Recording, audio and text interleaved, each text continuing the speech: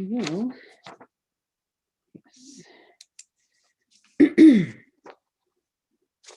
payables 1-8.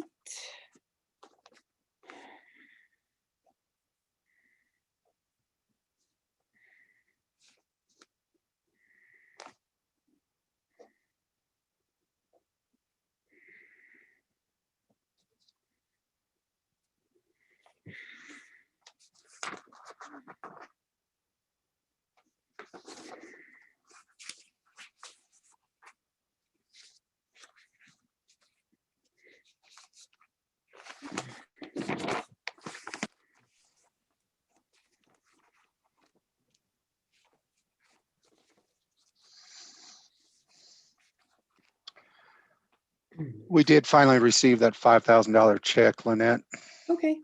yesterday. So we'll add that to the agenda somehow, Jerry, just so that we can tell them they can distribute it the way they want to. So, or through the Okay. business promotion. As an action item I or whatever Jerry wants, whether it's under the staff or whether it's an okay. action item, whatever. Oh yeah, and that reminds me, Lynette. Yes. Oops, sorry, Kent, go ahead. Go ahead, Jennifer. I'm fine. Just about the payables that we need to amend. Yep. The agenda for those. Okay. Well, they're on the agenda. We just need to add the dates. Yep. Oh, I thought I took it off. Oh, I see. Yes, you're right. You're right. Yeah. I was thinking of not putting it on there. That's what it was. I see. Okay, great.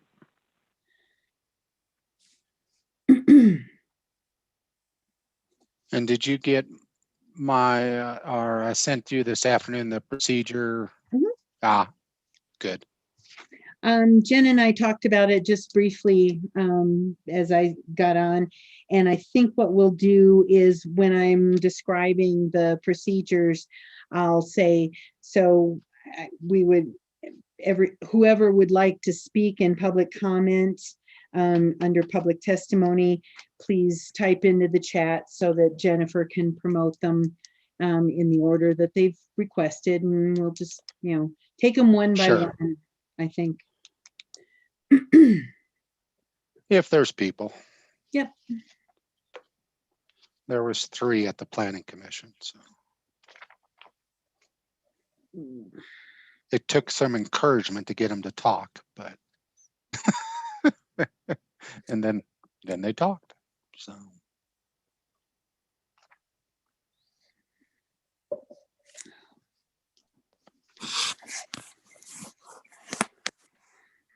hi, Mary. Hello.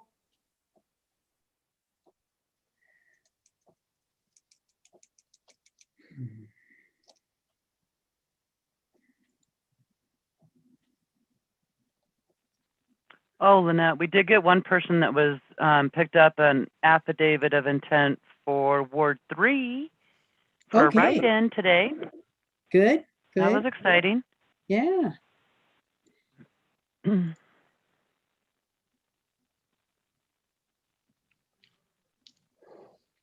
I saw Mary Pat Young on Sunday. Was it Sunday? And told her that we needed a candidate for her ward, so maybe she put the word out. Good.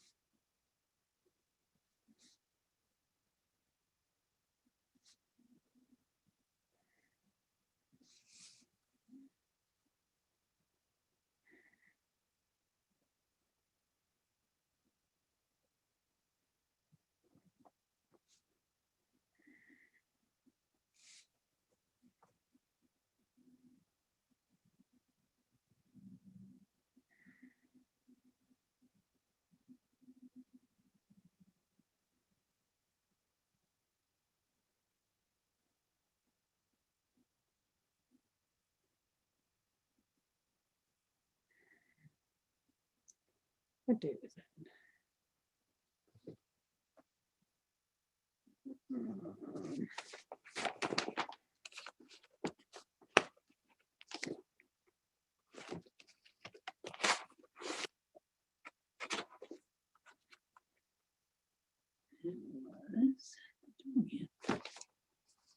I should.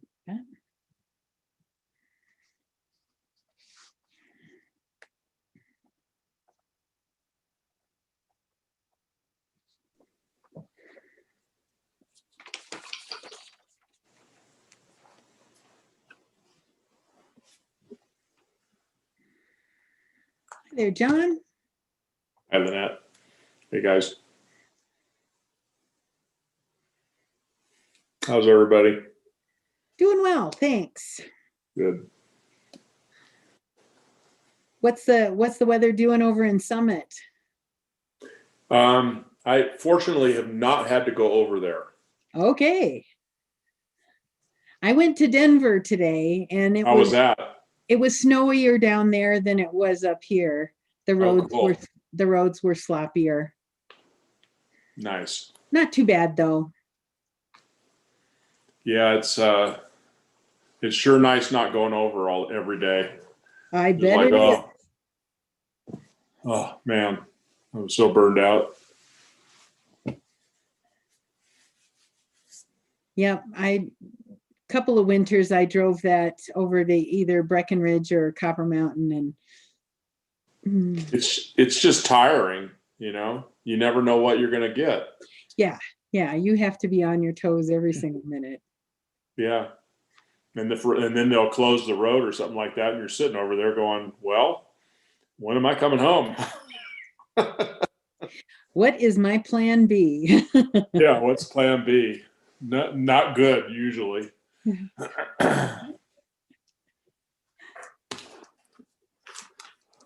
Well, the same thing can happen coming from Denver as well. I mean, Yeah.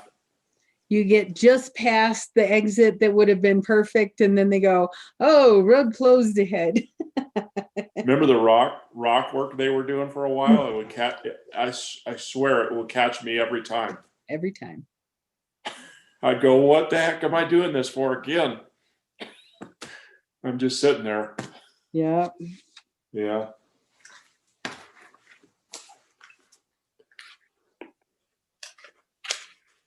What do you think about this Washington Mills? Do you think it's going to be a lot of people coming?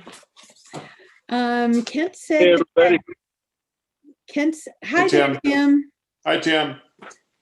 Kent Hey, said John, how you doing? Good. Sorry, Lynette. that's okay. I hit the pause button. Kent said they had 3 people for public comment at the planning commission meeting, but it's, hard to tell. Okay. Just curious. Yeah. I know We'll see. you never know. Yeah. Hi there, Jerry. Hey, Jerry. Howdy. How much snow did you get up there? Not much. Yeah, same here. 2 inches, maybe. Oh, 2 inches? We got 2 less inches. than Wow. that. Really? Okay. Apparently it's heavier down in the city. I'm in Evergreen, Yep. but it just feels like it's too cold to snow. It's one of those. Yeah, it's been cold. That's for sure. I looked at it, it was 11 or something this morning. Yeah, it's just, It's about Yeah. 20 degrees right now. okay. Yep. It gets in your bones and you just can't warm up after you know. Well, and we're pretty spoiled. Yeah, we kind of are. We kind of are. This winter has not been a rough one yet. No. When I was younger, winters were tougher, they were harder. You were younger? Yeah. It's hard to believe. Wow. Yeah, I know. I know. I can't even believe myself. It's too bad. So long ago. So long ago. Yeah. Hi, Marv. Hi, Rob. Marv. How are you? I'll say hi now. I was on mute. Hey, Marv. Too bad we didn't have more snow today. Just a dusting. Yeah. It's heavier down in the metro area. I was there. I was too. You are right. I was getting out of the city thinking that I wouldn't make it up the hill. And the hill went It kept getting lighter. Yeah. right. Sunnier.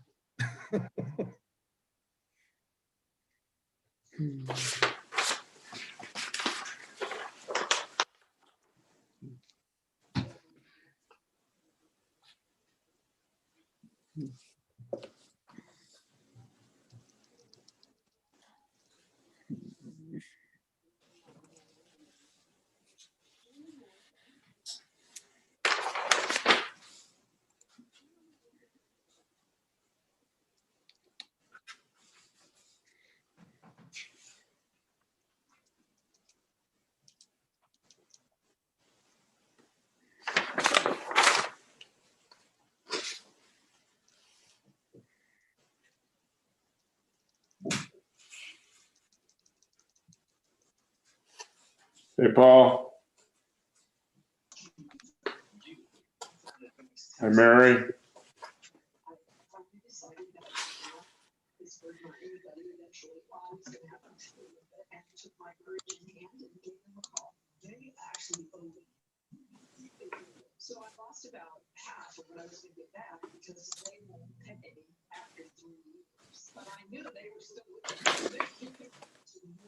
Hi, Craig. Hi, Martin. Hello. Hi, Martin. Hi, Craig. Hey, John. I got you full screen for some reason. You're front and center. Me? Yeah, I'm just important. I mean, you know, apparently. get over it. Just get over it. The land of Zoom. Yeah. I I could zoomed turn in. I could turn things over to him. He's the pro tem. Yeah, Oh, there there we you go. go. I'll run this Nope. thing. Approved. Make them work. Meeting adjourned. Earn that bonus. There's a bonus? What? Well, it's really Rob's bonus, but Rob is always so generous that he gives his car away, gives his bonuses away. See? Yeah, you should keep giving those cars away, Rob. We keep giving them to you and you give them away. I think I just missed the meetings where there's a vote. Okay.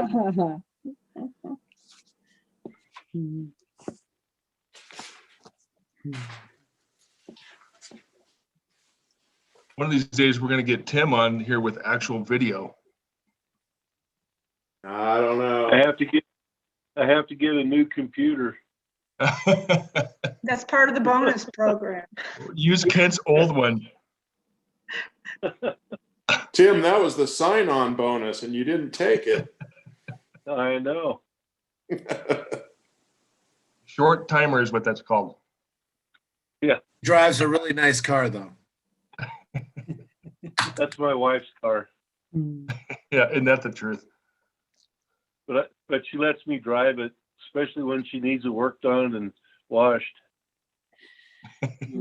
You're special. 2, 3. Do we know if Keith and Keith Holmes joined. there he is. Okay, 1, 2, 3, 4, 5. We got a full house. All right. Kent's almost up to the flag. So as soon as he sets things down and stops making us dizzy. Yeah, I'm getting dizzy watching him. Can't see you. Okay, There we go. there's the flag. All right. All right, we can do this.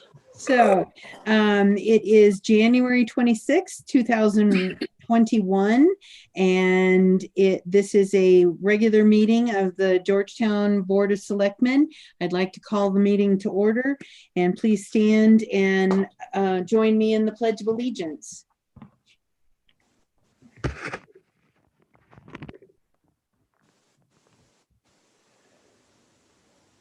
I pledge allegiance to the flag To the of flag the United of the States of United America States of America, and to the to the republic for republic which it for stands, which it stands, one nation, one under God, under indivisible, indivisible, with liberty and with justice liberty for and all. justice for all.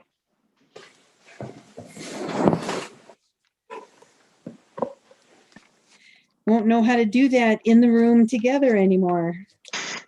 Roll call. I am Lynette Kelsey, police judge. Rob Connell, Here. Keith Holmes, Here. John Jennings, Here. Paul Hingen, Here. Mary Smith, Here. and Tim Allen. Here, Great. We are all here tonight. Wonderful. Agenda approval. I know of one thing that we're adding to the agenda, and that is that the town has received a donation and we need to talk about how it can be distributed. So, Jerry, do you think that needs to be an action item? Yes, it does. I'll be asking for the board to take a short motion on that, authorizing dispersal of the funds. So we can put that as agenda item number 4. or under Okay, unfinished, if you like. wonderful. Anything else to add to the agenda? Yes, Mary. I'd just like to add a short discussion under the COVID update to include the county 5-star program. Okay.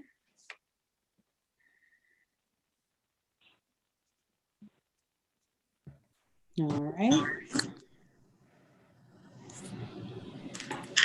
Anything else to add? There's a few items under the COVID update. They all fall in the passport program launch, feedback from businesses, etc. So anything else? I would entertain a motion to approve the agenda as amended then. I'll make that motion. I'll second. It's been moved and seconded to approve the agenda as amended. All in favor, say aye. Aye. Aye. Any opposed? Motion passes. Audience business. Members of the audience have 5 minutes to present any matter of interest not already on the agenda. I think we have at least one that I know of, and that would be Peter O'Neill. And if anybody else wants to speak during audience business, let Jennifer know by typing into the chat line, please. Peter. Hello. Yes. Hi. Can you hear me? Yes. Thank you. I want to first of all thank the town for everything they've been doing as far as the development of the lakefront. I think that's perfect. It's beautiful. You've done a great job. Thank you. I don't know if you hear that enough, so I want to make sure, at least I feel that way. I do have a question regarding. I own an Airbnb in town, and I also have a house in town. I live in town. I've lived in town since 2007, and I recently found I have to get a letter from my Airbnb to renew my Airbnb license. And I'm just wondering, what is the purpose? Why is that step necessary? I'm going to let Kent answer that, or Jennifer. They're more familiar with procedures on renewals. What's Jennifer, unless you want to say something, is referring to the HOA. Yes. Correct, Jennifer. Right, Peter, you're referring to the HOA approval? When I contacted the president of my HOA, he sounded exasperated. He says, geez, they make this harder and harder and harder for us. So if the HOA doesn't want it and I don't want it, then why is it a necessary step?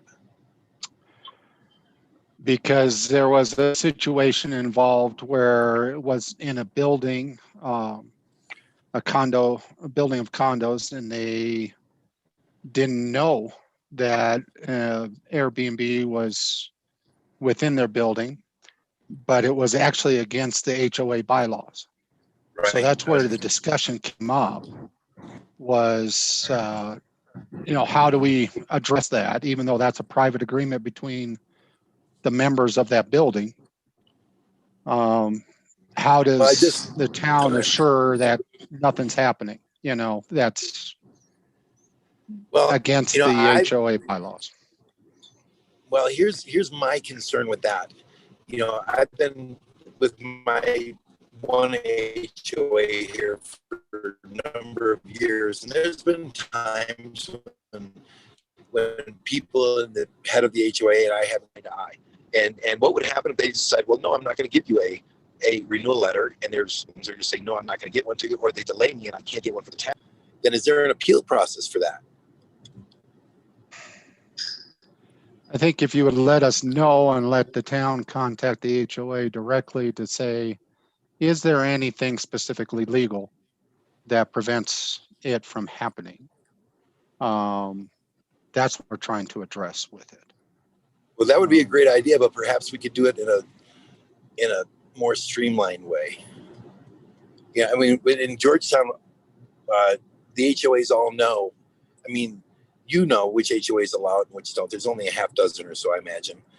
And so by now, everybody knows HOA or Airbnb is a big deal. But if someone was renting their place in an Airbnb where the HOA didn't allow it, is it really the town's authority to step in and say, you can't do that? Or would that be a civil matter between the owner of the property and the HOA? Well, I think Jerry's about to speak to that directly. Thank Well, you. So, You know, the town has the right to regulate these activities, including a permit process for short-term rentals. And the town has the right to establish, requirements for those, for the approval of short-term rentals. One of those requirements can be demonstrate that you are in compliance with an HOA if there's an HOA in place. Even though that's a civil matter, civil restriction, but it's legitimate for the town to require that because the town does not want to be in the position of issuing a permit that then is inconsistent with what the HOA allows or does not allow. And Would that Hear me harm out. the town? I'm sorry, go ahead. Almost I done. apologize. My mother taught me never to interrupt, and so I'm at a I'm- disadvantage. I'm terribly, horribly sorry. You're No, it's all correct. right. I apologize. You didn't have my mother. She was deaf on that. And so, HOA requirements can change over time too. And that is why a sign off by the HOA is something the town thought about and decided they needed to be able to not be in the position of issuing a permit. The HOA shows up, or worse yet, the neighbor to that unit shows up and says it's being rented and it can't be in town. You allowed that to happen to me. Okay, that makes a lot of sense. Yeah. And I don't at all disagree with your concern that if it's okay with the HOA, that the communication to the HOA can be, and between the HOA and the town can be pretty informal. So long as the town has some assurance that we're not going to get this on the backside, having kind of assumed that's why I realize it's more paper, but in the end, we're hoping that it protects not only the town, but the short-term rental operator. If you get a complaint from a neighbor, you've already cleared it and the town has cleared it and you're good. That makes perfect sense. Thank you for the explanation. I would like to ask if maybe we could consider having an appeal process for the type of situation that I just mentioned, just so that the door wouldn't be closed on somebody if there was a situation where someone was being denied a permit by HOA for no legitimate reason. I think that there's the ability if a short-term rental permit is denied by the town, then there is an appeal process. I'm not quite, I don't have it right under my elbow right now, but if a permit's denied or if a permit is granted with a condition the permittee has objection to, there's a process for an appeal. And maybe offline Kent can find, or we can find that provision of our ordinance that provides for that and send it to you. Awesome. Thank you very much. You gave a very good explanation. I appreciate it, and it makes sense. And thank you. Okay, is there anybody else who wants to speak during audience business? Seeing, is there anybody in the chat? Where is the chat? Nobody's typed anything in the chat. Okay, seeing none, we will move on. Next, we have the payables, which on the agenda did not have any dates, but the payables that Mary Sims has provided to us are from January 8th to January 25th, 2021. Anybody have any questions or comments on those payables?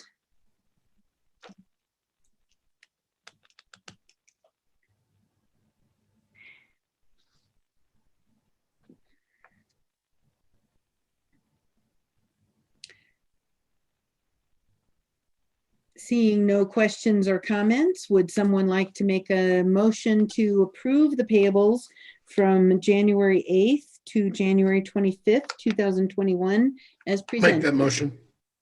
I'll second it. It's been moved and seconded to approve the payables as presented. Any further discussion? All in favor say aye. Aye. Any opposed? Motion passes. Next, we have the minutes of the January 12th, 2021 regular meeting. Are there any comments, questions, or corrections?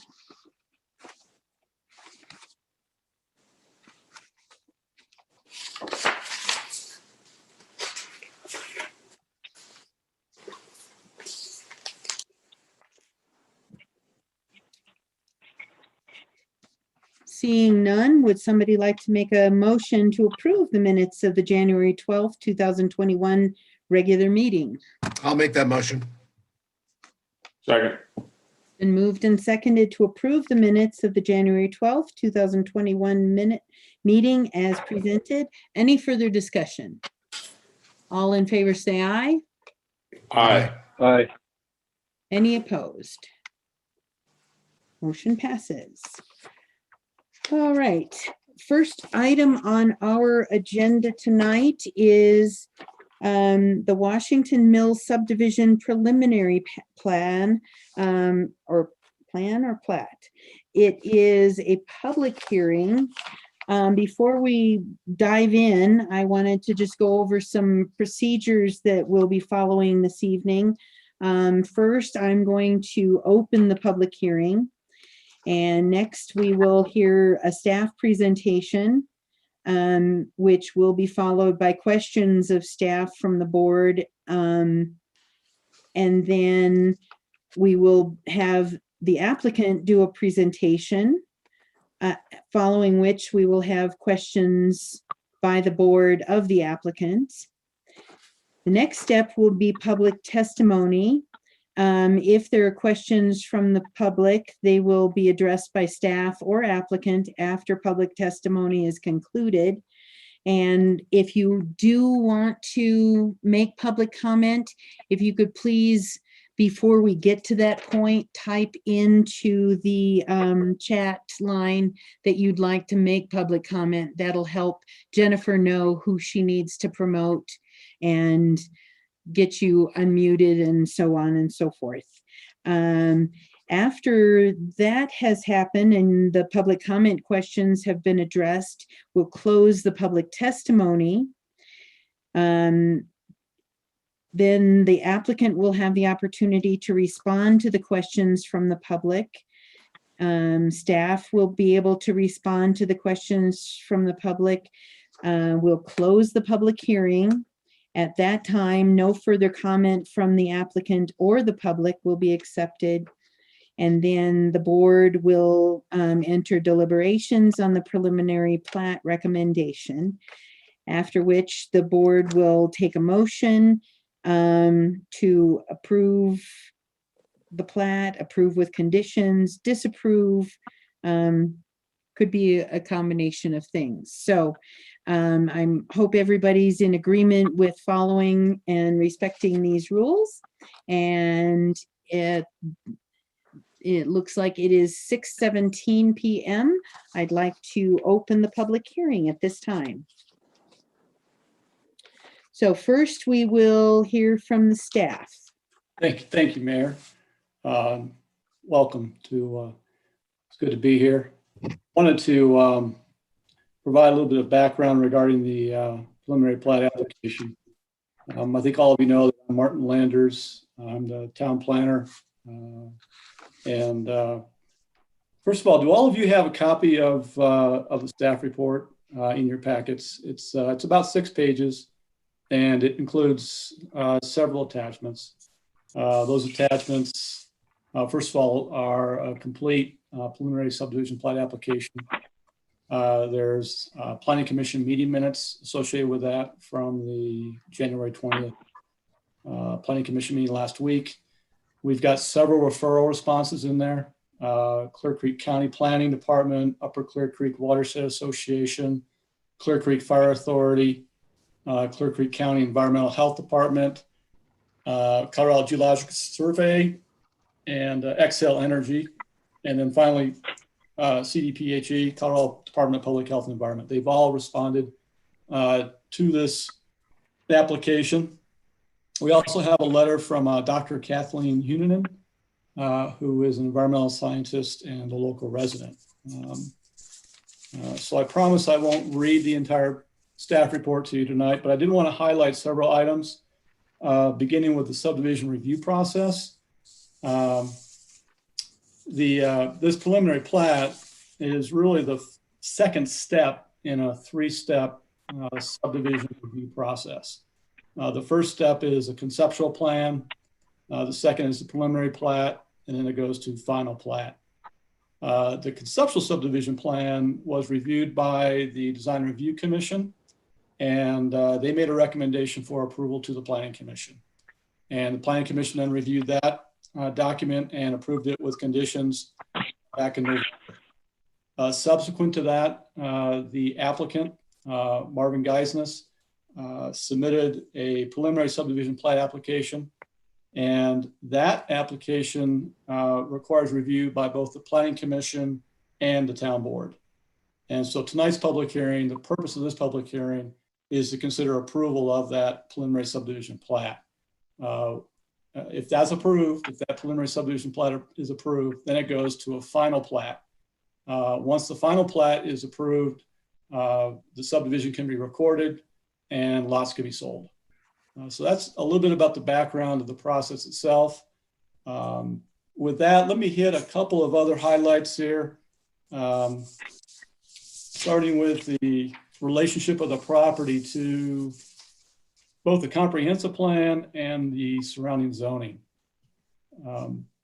The proposed subdivision is consistent with the town's comprehensive plan. The comprehensive plan designates this property as town residential. And then that category really provides for a lot of different types of housing at various densities. And so it's very consistent with what the comprehensive plan has identified. The zoning for the property is zoned historic residential. And not only is the property zoned historic residential, but the surrounding properties on all sides are also zoned historic residential. So the property is consistent with that residential zoning as well as the adjacent zoning. The land use on the property, it's currently vacant and undeveloped. There are no structures on the site at this time.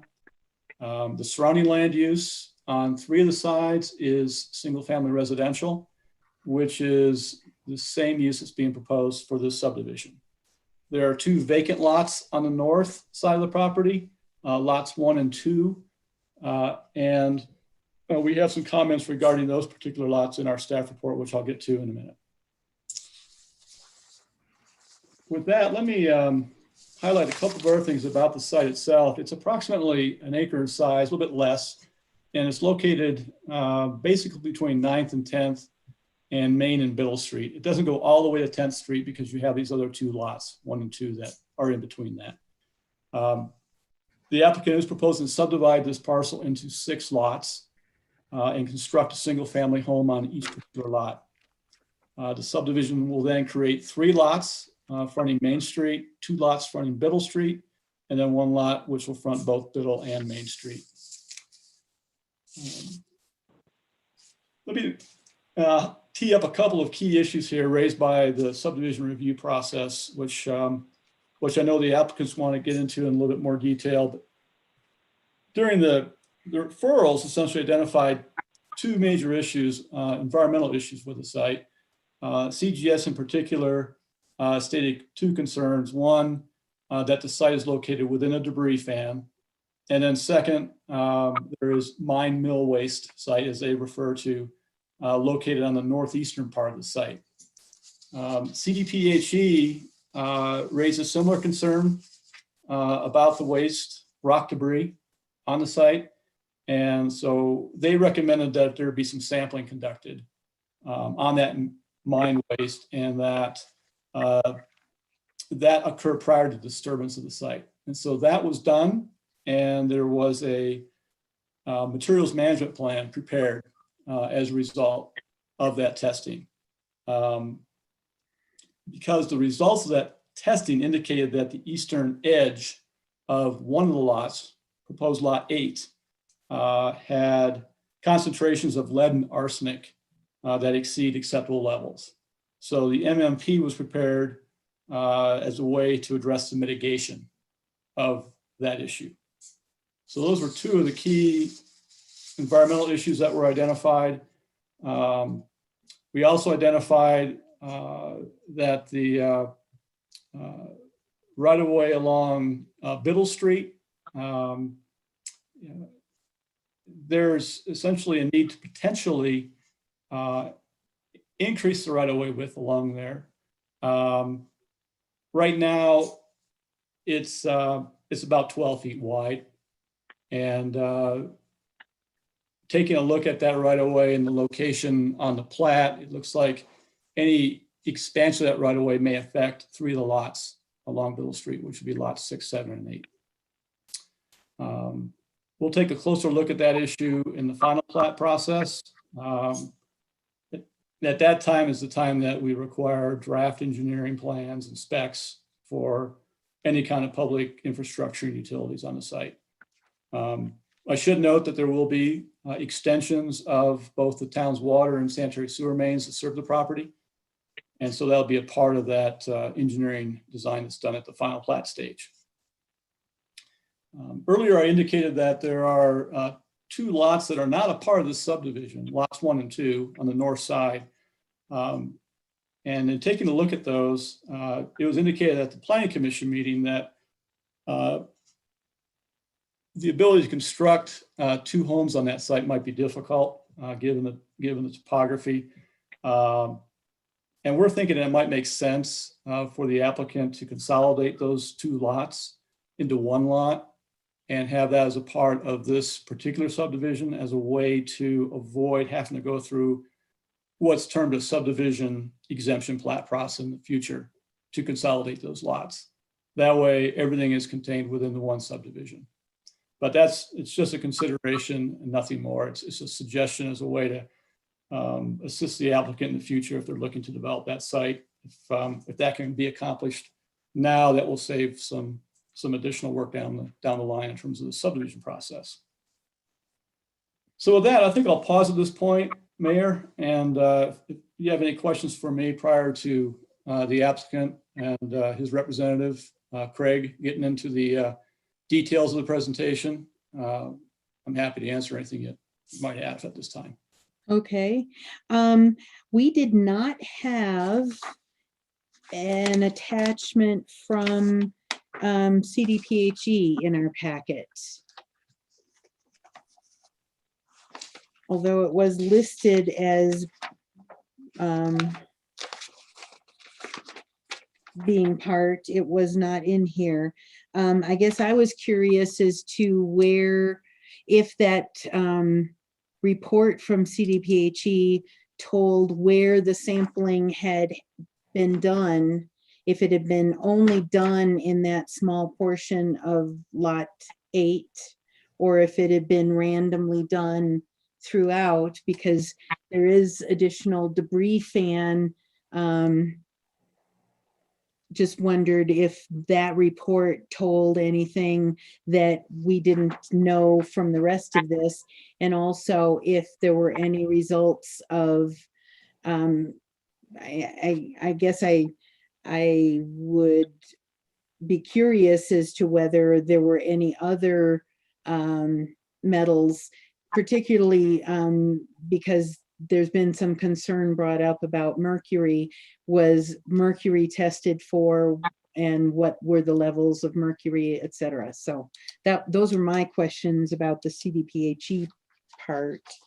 And I guess just to stack all my questions together, so if the applicant decided to add the combination of lots 1 and 2 to join that into 1 building site, and it was added here, would it necessitate going back to Planning Commission or DRC, or was it addressed sufficiently at previous meetings of Planning Commission and DRC to just be included? Maybe, I don't know when's the appropriate time to include, if they decide to include. Yeah, that's a good question. On your last question there, most likely there would need to be a discussion again with the Planning Commission concerning adding those 2 lots to this. as a part of it. So that would be a consideration in terms of timing for the applicant. Okay. We thought it might just be a good idea just because of, the idea that if you're ready to go ahead and develop the lots, it's going to save you some time if you do it all now at the same time. But that may be a little bit too late unless they want to go back to the planning commission and get that consideration taken care of. Regarding your previous questions, I think it might be helpful if I maybe defer to the applicant. I know they have a full presentation, and there was a materials management plan that was prepared for the site that addressed, I think, a number of the items that you're talking about, in particular, the location of the soil testing and some of the results from that. So if I could defer to the applicant for those answers, I think that would probably be the most efficient use of our. Okay. I guess, was there some reason why the CDPHE report wasn't included? No, it's probably an oversight on my part. I thought everything was included in the packet, so I apologize if that Okay. particular referral was not included. Okay. Okay. Yes, John. You're muted. Did you get the updated packet? It seems like the did. CDPHE was starting on 29 to 37. Okay, let me see.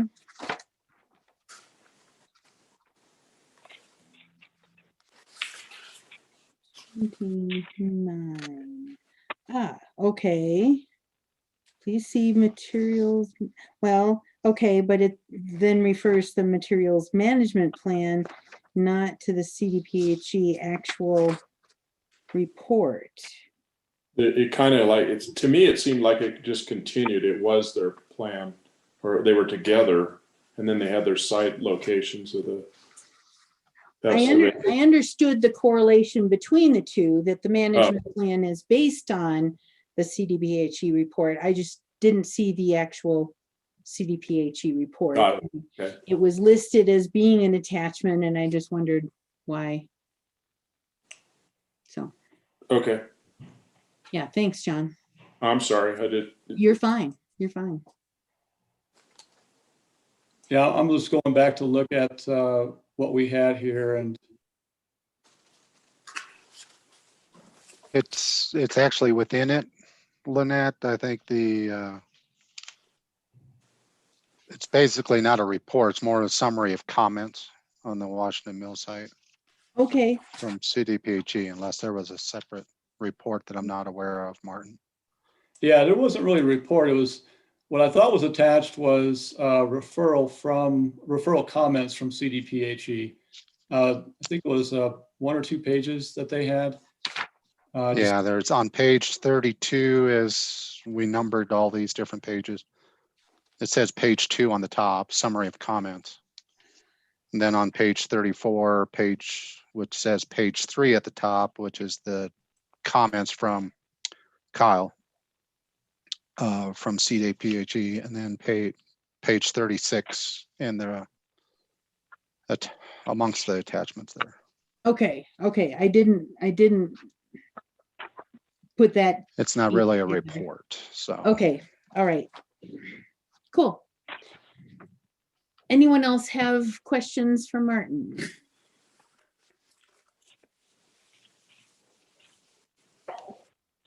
Perhaps for Martin, or perhaps the applicant can just share this information on lots 1 and 2, though they may or may not be part of this. What are the sizes of those 2 lots? Because I know Sure. that's part of the situation.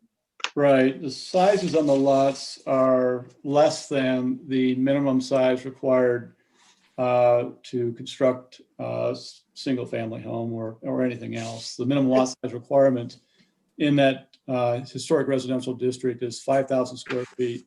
I believe the lot sizes are somewhere in the neighborhood of 3,700 square feet, something to that effect. I can get that information here in a few minutes. Okay. Please, thank you. Tim, were you going to say something? The only question that I can think of right now, and the applicants might even address this in their presentation, but on Biddle, if we're looking at getting additional right of way or road width there. If the applicant was to just write an easement across whatever 6, 7, and 8 or whatever needs to be done there, they could keep the square footage and still have building sites. And I don't know if that is anything important to anybody. Okay. Yeah, Tim, I think that might work for utilities, wouldn't work more likely for actual traveled right of way, where you'd have the public in cars, etc. Then you'd want an actual dedication, but might work for utilities, underground utilities, water, sewer, so long as it was an easement to the benefit of the town. We'll need to get further into the presentation, but I wanted to kind of respond to that. I think that would work in part. Kind of depends upon what you need the extra width for, would be my take on that. Okay. Any other questions from the board for Martin at this point? All right. I believe that brings us to applicant presentation. Who's going first? I'll just set a little preamble. I'm Marvin Geisness, for the record, 917 2nd Street in Georgetown. We have owned the property for quite a few years. Goes back to the early 90s or late 1980s. For some reason, it was never of interest by any of the previous owners to develop. It fell into bankruptcy in the 1920s. It was owned by various mining entities, some of them associated with the capital prize. And it just, for a variety of reasons, I think that the current time is right to finally try to do an infill project, as the comprehensive plan suggests ought to be done with it. We are not asking for any changes or variances in what can be allowed to be put on the property. Craig will go into this in some more detail, but just so your questions aren't ruminating during his presentation, with regard to Biddle, there is a 40-foot right-of-way. Kent was up there with us this week, and it's very clear, and there's survey stakes that show the 40-foot right-of-way. None of the traveled way encroaches on our lot 6 or 8 or any of them, 6, 7, and 8. And if the traveled way were to be moved to the west, there's a major impediment, a fire hydrant that's sitting right there. Whereas there is ample room, as we discovered a couple of days ago, to go to the east. But enough on that, because Craig will address that and a lot of the other issues. So with that, Craig has done a heck of a lot of work on this, and I'll defer to his presentation. Well, thanks for stealing my thunder. See, you get part of the way through this process and they pretend they don't even need you anymore. Thanks, Craig Abrahamson, for the applicant, Marv Geisness. I think I've got the ability to share screen. I do. So I'm going to start right off with that. And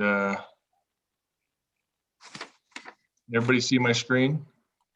Yep. Now it's up. Okay. Lynette will appreciate that. This is an aerial photography with some land use laid over it, thanks to ClearMap and Clear Creek County GIS. I just want to give everybody kind of an overview of the property. You're probably all familiar, but as Martin said, we're lying between Main Street here and Biddle Street here, and 9th Street on the south and 10th Street on the north. You can see here's 6th Street, 11th Street here, and then the town park is right here. Just a 30,000 square foot or 30,000 foot view there. I wanted to point this out because I think it's relevant to a couple of issues, including one of the staff comments. This parcel is a portion of an original approximately 1.17 acre parcel created when the town was platted. So the parcel we're talking about here has never been fully subdivided. Although, as I'll show you here in a few minutes, the original parcel does have 3 residential lots off to the north end over here. So here's the Washington Mills property that we're discussing right now. For orientation, here's Town Park, and here's 6th Street, although it's labeled as Alpine Street on there. Again, you can see from the original town platting that the property's been in existence in an unsubdivided form for quite some time. As Martin pointed out accurately, it's currently a 40,841 square foot parcel that we intend to or desire to subdivide into 6 conforming lots, resulting in what would essentially be 5 additional buildable properties, as it is a buildable property as it sits now. As Martin said, 3 of the 6 lots will be accessed from Biddle and 3 of them from Main Street. And the project will include substantial public improvements, including water, sewer, and natural gas mains in Main Street. The water main in particular is of interest because we'll continue that water main, which will align right about here, all the way up to 9th Street and add 1 more loop to the system, which doesn't exist now. These are the 3 existing built residential lots that were originally part of the Washington Mills property, split off at some point in the past, probably not through any formal process, probably prior to the existence of zoning regulations and subdivision processes. Again, it's going to be a total of 6 parcels. We labeled them, although they're not part of or in consideration of existing lots 1 and 2, which are over here that Martin described. Those are existing 3,750 square foot lots. And just to correct the record, these are buildable parcels. They were platted prior to the existence of the zoning regulations, and therefore they are compliant and are eligible both to accommodate single-family residences according to the zoning regulations. And that 3,750 square feet is a very typical parcel for this part of town. They're 50 by 75 generally. The current zoning regulations for new lots, the lot size minimum is 5,000 square feet, and so all of the 6 proposed parcels are laid out with that in mind.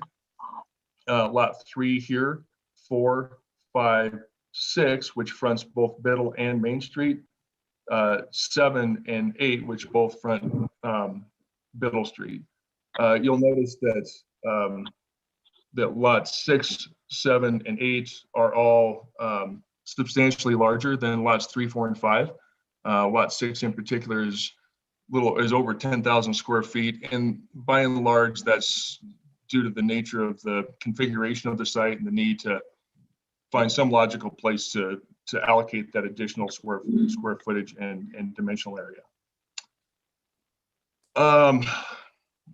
Sorry, it's kind of all over the place. I'm trying to figure out what topic to address next. I guess what I'll do is I'll move on to the conversation about this Colorado Geological Survey comments and the Colorado Department of Public Health and Environment comments.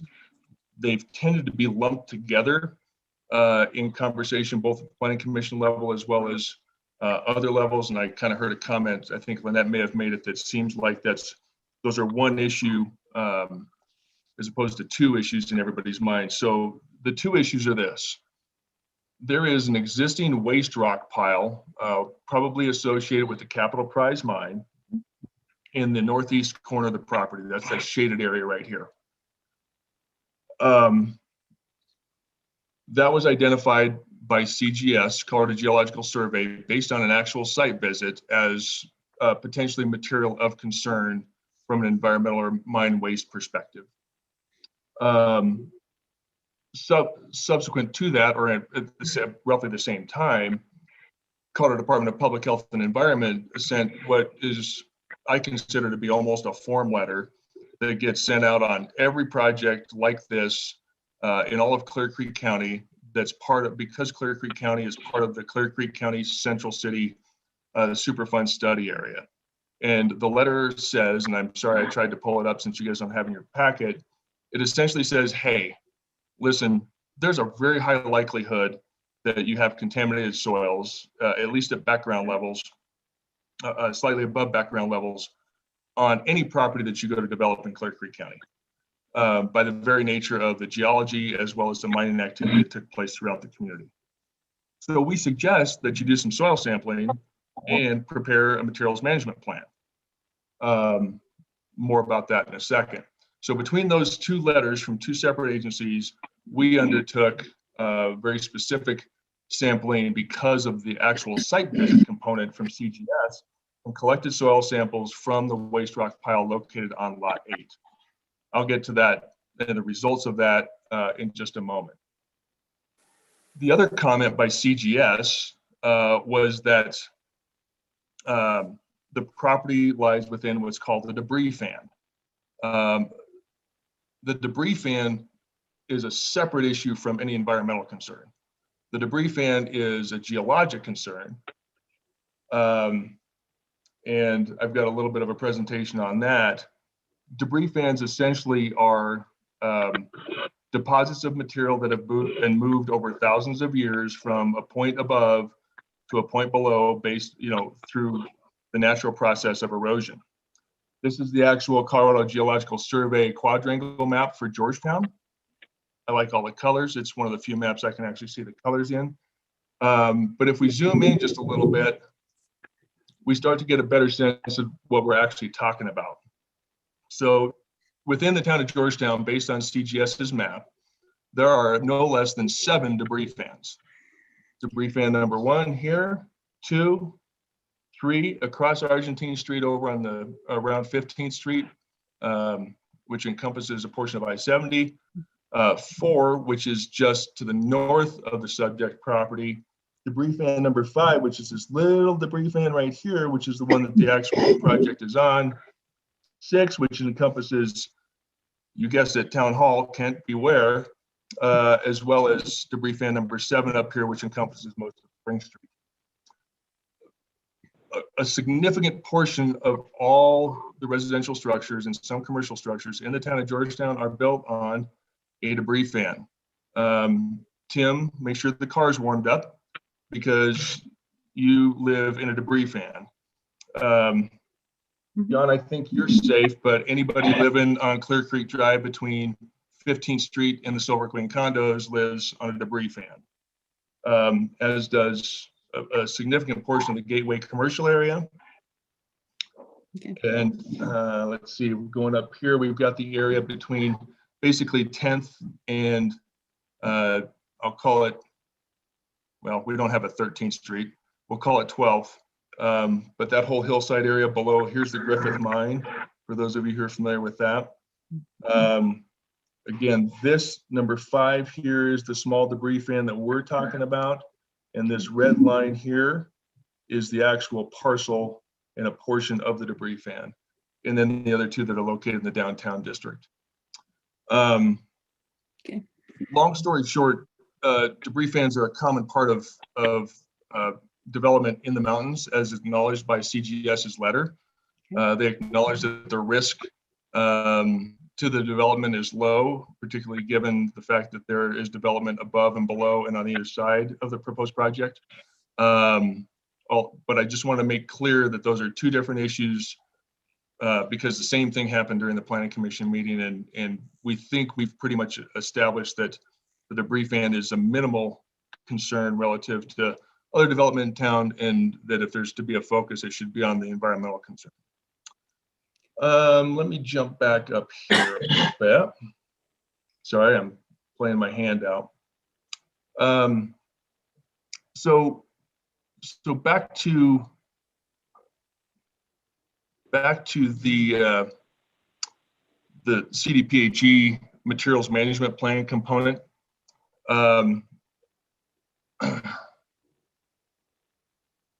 The approach that we took was to sample the material that was visibly identified by CGS and generally identified by CDPHE to get an idea of what we were talking about from an environmental perspective. The gold standard for soils testing in this kind of environment is called the 8 RCRA metals. RCRA meaning the Resource Conservation and Recovery Act, which came around sometime when I was in high school. I used to know this because I actually used to be an environmental consultant. Sorry, I got to get a handle on my windows here because I can't maneuver. Oh, come on. I apologize, because I'm sharing the screen, I can't.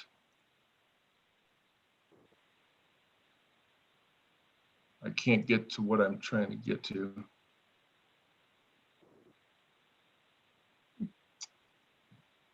Sorry.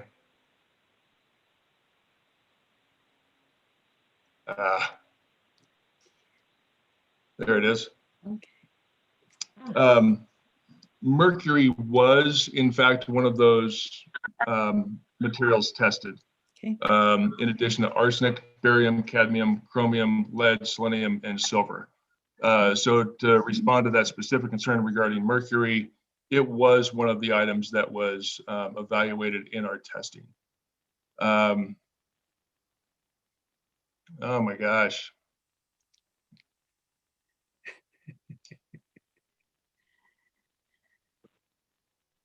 Sorry, my computer's being really slow. What we did as an applicant or on behalf of MARV is we took the comments from CDPHE, the comments from CGS, and the soil sampling information and compiled what's called the materials management plan. That materials management plan basically gives a brief background of the soils conditions and from an environmental perspective, and then provides basically prepares an avenue for dealing with any potentially contaminated soils on the site. That materials management plan was provided to the town and directly to the Colorado Department of Public Health and Environment. Myself, our environmental consultant from Sundance Environmental, Robin Freiberger, met with Kyle Sandor via Zoom from CDPHE, reviewed what his desires were for that document. Robin and I made some edits to that, provided it to CDPHE again. They commented, and then we incorporated their comments verbatim into the materials management plan, which was then provided to town staff. I'm not sure that that's the materials management plan that you guys have in your packet based on the packet that I was provided. I think what you have is our original materials management plan with Kyle's comments in the margin. It's kind of irrelevant because we literally we copied and pasted Kyle's comments into our materials management plan for the amendment. Long story short, or not short, the materials management plan says we will, on lot 8, cap any soils on that site one of essentially 3 ways, either with the structure, or in the case of a driveway with concrete or asphalt, or we will armor, but put a final layer of 6 to 9 inch riprap on top of any potentially contaminated soil, basically creating a barrier between humans and the potentially contaminated soil. Or we will put 18 inches of, quote, clean fill on top of any potentially contaminated soil. The whole goal being to prevent incidental human contact for ingestion or inhalation with the potentially contaminated soil. That's a very standard approach for materials management plans. It was the one that was implemented at Bighorn Crossing, just as a recent and local example. Again, that materials management plan was written specifically for lot 8. and reviewed by CDPHE and commented on. Let's see here. I think that's all I wanted to cover on that component, although I'm sure some questions will come up that will spur some other comments by me. So moving on to the Biddle Street question that Marv talked about, I just want to be clear. The traveled way for Biddle Street is about 12 feet wide. We've all been up there. We know exactly what it looks like. The right of way for Biddle Street is 40 feet wide. It just so happens that in this portion of Biddle Street right here, the traveled portion is very, very close to, if not on the edge of the subject property. So we do take exception to the notion that we need to provide an additional right-of-way dedication when there's ample room to actually provide for any additional widening that might be desired for Biddle Street. And again, 40 feet is a very typical platting width for streets other than Main Street throughout the old part of town. So Marv and I met with staff, specifically Kent, and went up to the site to actually put our eyes on what the issue was. This photo on the left here is a picture of Biddle Street taken from 9th Street, looking north. And you can see right about in here where my cursor is, the road starts to kind of curve around this kind of outcropping, if you will. That's the start of the area that's kind of the area of concern, I'll call it. This photograph on the right, and Rob, if I'm screwing anything up, I mean, you know, Rob lives up here. Let me know and I'll correct it. But this is the specific area where the road kind of wanders off to the west, where this edge right here is potentially right on the edge of the subject property. Mm-hmm. So what we discussed on site with Kent, with Marv and I, was dealing with this particular issue in a way that didn't involve additional right-of-way or widening to the west, but actually taking advantage of the existing right-of-way to the east over here. Mm-hmm.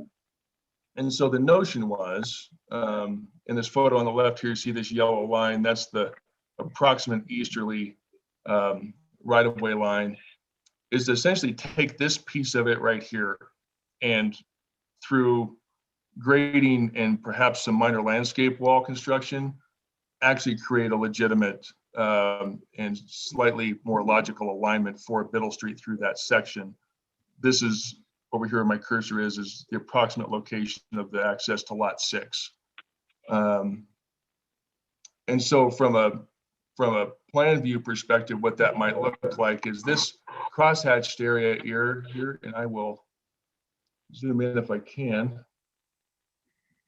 The crosshatching area right here is approximately the as traveled orientation or alignment of Biddle Street. What we're suggesting is that we do some minor straightening in this section right here, in this grayed out area, to create what would essentially become about a 16-foot travelable path, or a path that you can travel. That may require, and likely would require, the construction of a landscape wall right along here, probably no taller than 42, certainly no taller than 48 inches. We talked about, you know, dry stack stone, basically, which is fairly common in the area, just so that we're not pushing the envelope up against the boundary line for what would be lot 6 and lot 7 here. Again, all easy to accomplish, relatively easy to accomplish without actually impacting the right-of-way and increasing the right-of-way onto the subject property. I think I'm just repeating myself here if I keep going on. I guess the last thing that I would bring up is a polite request that when we do get to motion time, I know that we'll be outside the public hearing, and I very well understand the rules as they've been explained to us. There based on the way the suggested motions are written, there will be a need for some clarification depending on which motion is selected. And I would politely request that we be given the opportunity to suggest some changes to that language. And that's all I've got. Sorry, that was not nearly as smooth as my planning commission presentation, but there you have it. Okay, thank you. Could you put the CDPHE testing back up? Because I didn't really have a chance to digest what was what, and having never seen it before. Yeah, give me just a second here. Sure. Again, I'm having some trouble with the screen share component of this. And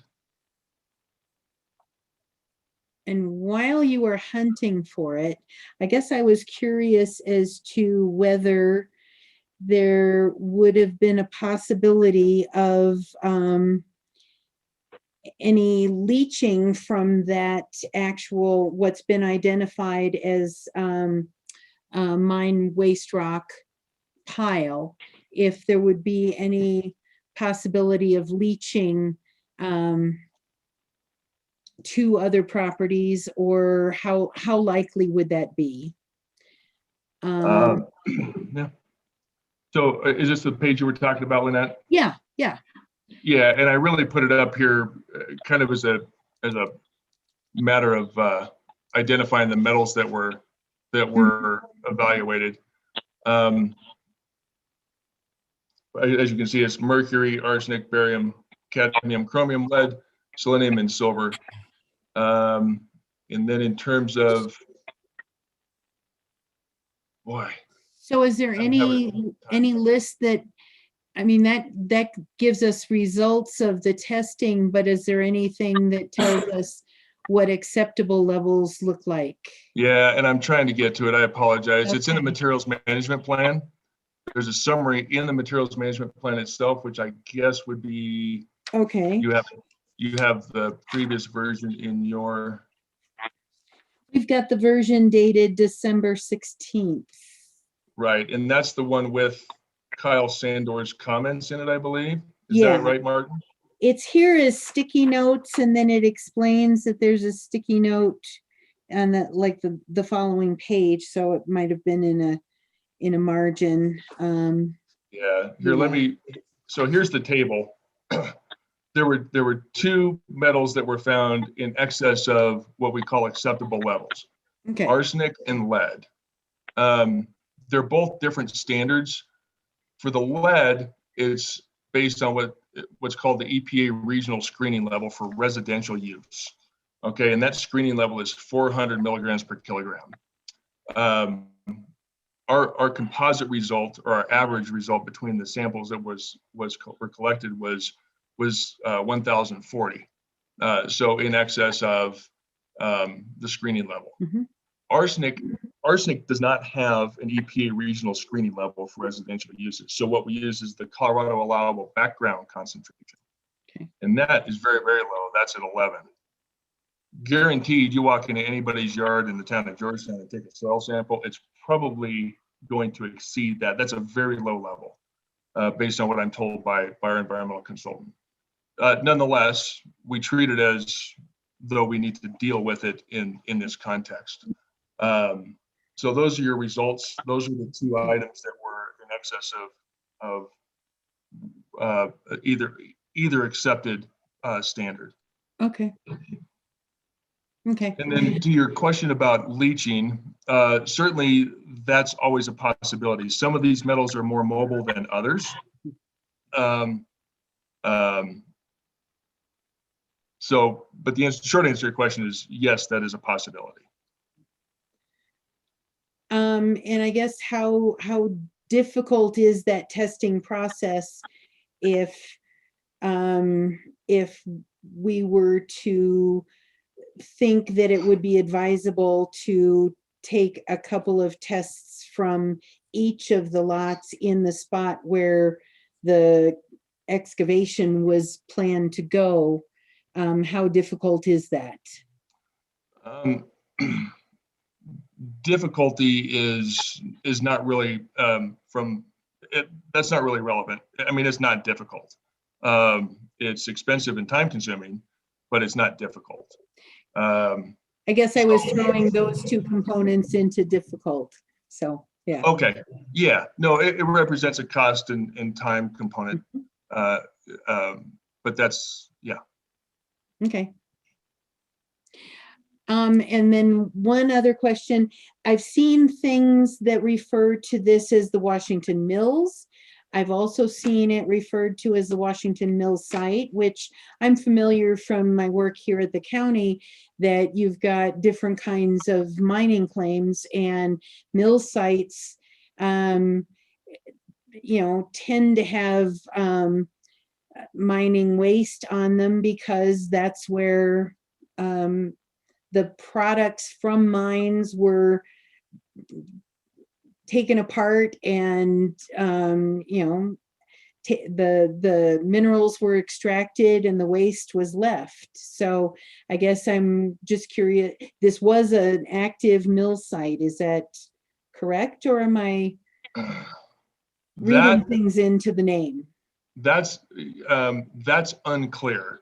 Okay. And I'm zooming in over here on the screen to show you, this is what we know about the name of the site from a platting perspective.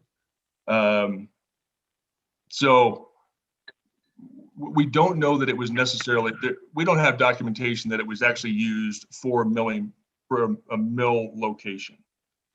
Not that that would be illogical, but we don't actually have documentation that it was used that way. Marv has some background on what he understands from photographic evidence. And Marv, do you want to jump in there? Yeah, going back to the 1880s, we think there were two structures on the property. And if you're looking at what Craig has up there, I can't quite tell what that symbol is, but if you look at Main Street, it'd be almost exactly in the center of the lot. There was a T-shaped building that ran from Main Street and then back toward 9th Street. That building burned. Sometime after that, a second structure was put up. And we do know that there was, we think that there was a rooming house situation, a kitchen related to the mines that were essentially owned by the Capital Prize conglomerate. One of your own members may have more detail on that history.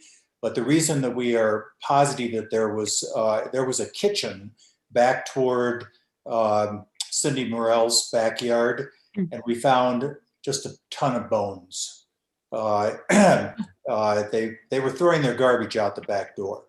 And that also burned sometime, we think, before the turn of the century. And then you had, there was all sorts of economic issues that came and went between then and certainly into the 1960s. And that's why it's never been developed. I know that that isn't exactly precise in answering your question, but we have no proof that there was, and certainly no major scale kind of milling. And just one more comment. Yes, we have called this the Washington Mill site for years, ever since we bought it. I set up an LLC about 3 months ago, and primarily for marketing reasons, we decided to change the name to just the Washington Mill. Similar to what we did when we developed the Major Anderson Mill site, we simplified the name to Major Anderson. Okay. All right, I think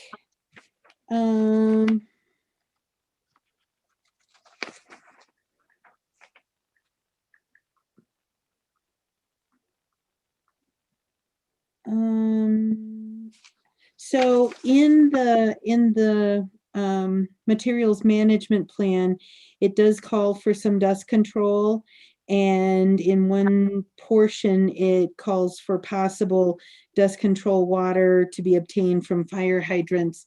How would that be measured and paid for?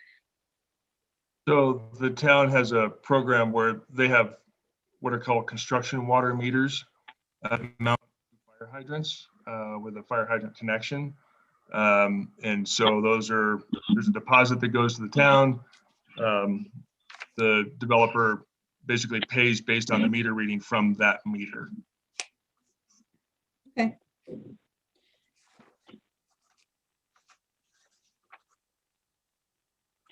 Would there be a willingness to do additional sampling on the other building sites?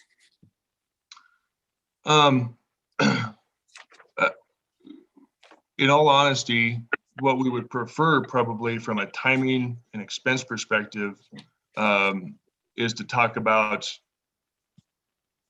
basically just applying the materials management plan to the entire project. The materials management plan is not an exceedingly high bar from a construction perspective. It doesn't necessarily require the importation of material to accomplish, with the exception of the 6 to 9 inch riprap, which really would only be used on steeper areas where we would be concerned about erosion. And that likely only exists over in the neighborhood of lot 8. So frankly, it's probably better that we simply move ahead based on some assumptions that are predicated on the existing sampling results that we already have. In particular, just based on my experience, you know, it's just a not that high a bar for us to try and leap. Now, we could potentially prove that we don't need to, on the balance of the property, implement the materials management plan, but frankly, it's a more expedient and less costly approach to just simply move forward on the assumption that we need to implement the materials management plan across the entire project. Okay, all right. I think that's all the questions that I had.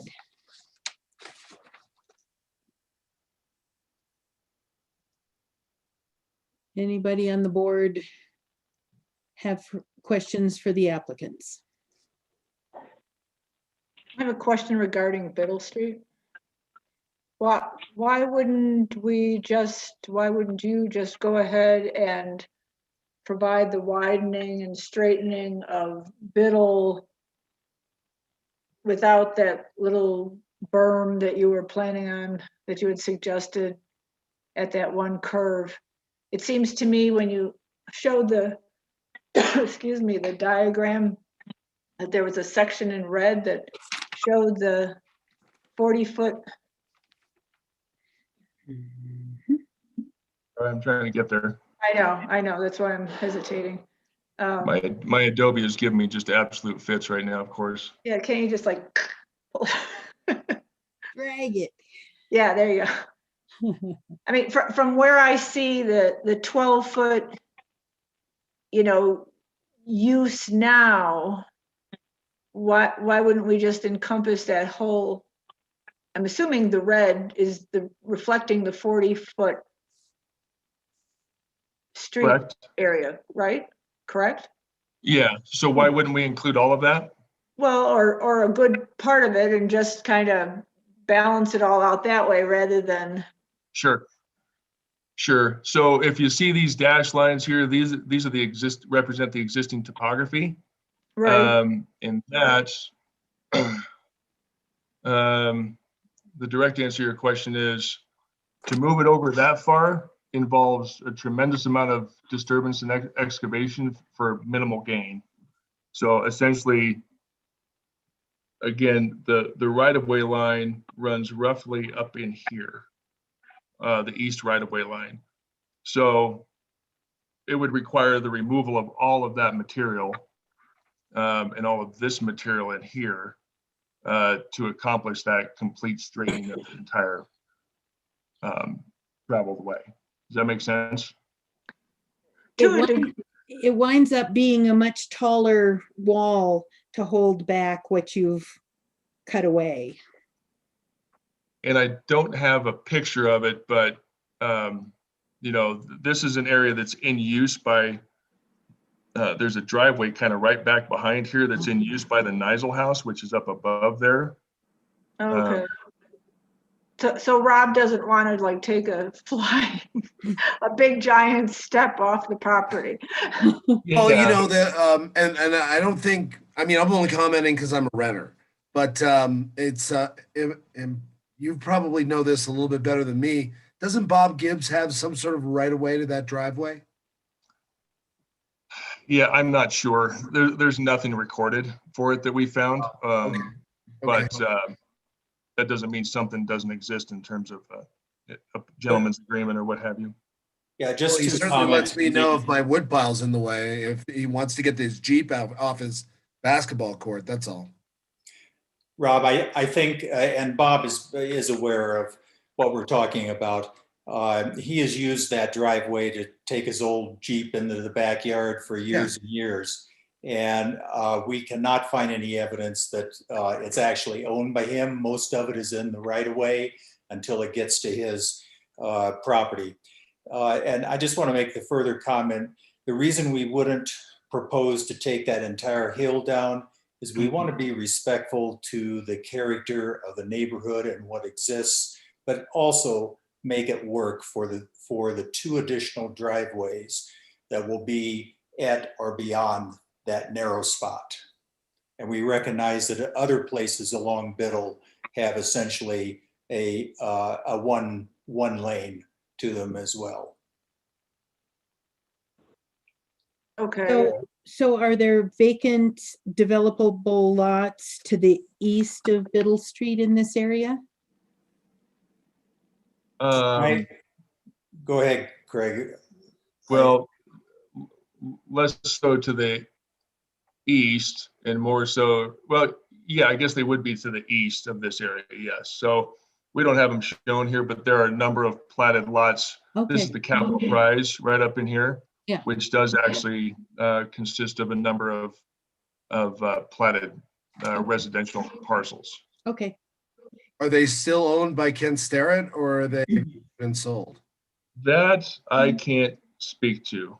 But for example, without having the documents in front of me, I have been approached by a person that lives out of state that I believe owns 3 of the original size lots that are just beyond that that hole in the ground, Rob, to the north of the property that you're in.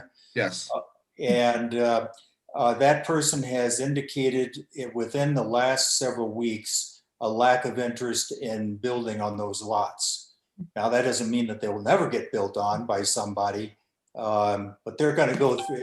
If I'm going through a lot of soils management issues, they're going to really go through them. So, yeah. Okay. I just wanted to understand the outlying properties. Okay. Hey, Marv, do you know if if his hesitancy to develop was predicated on the geological survey? Without divulging who this person is, no, I do not have knowledge to that. I think there are a bunch of other things at issue, but I do not have any knowledge that would allow me to directly answer you. Thank you. So back to the soil samples that were taken on lot 8.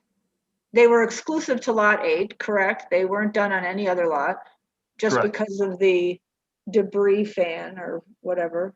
No, right? because they were taken specifically from lot 8 because that was the most specific information we had from a direction perspective from the referral agencies. And how many? Oh, go ahead. Well, CGS was very specific about where they, where their concern was versus CDPHE, which was more of a vague direction. So that's why we chose to sample lot 8. Anyway.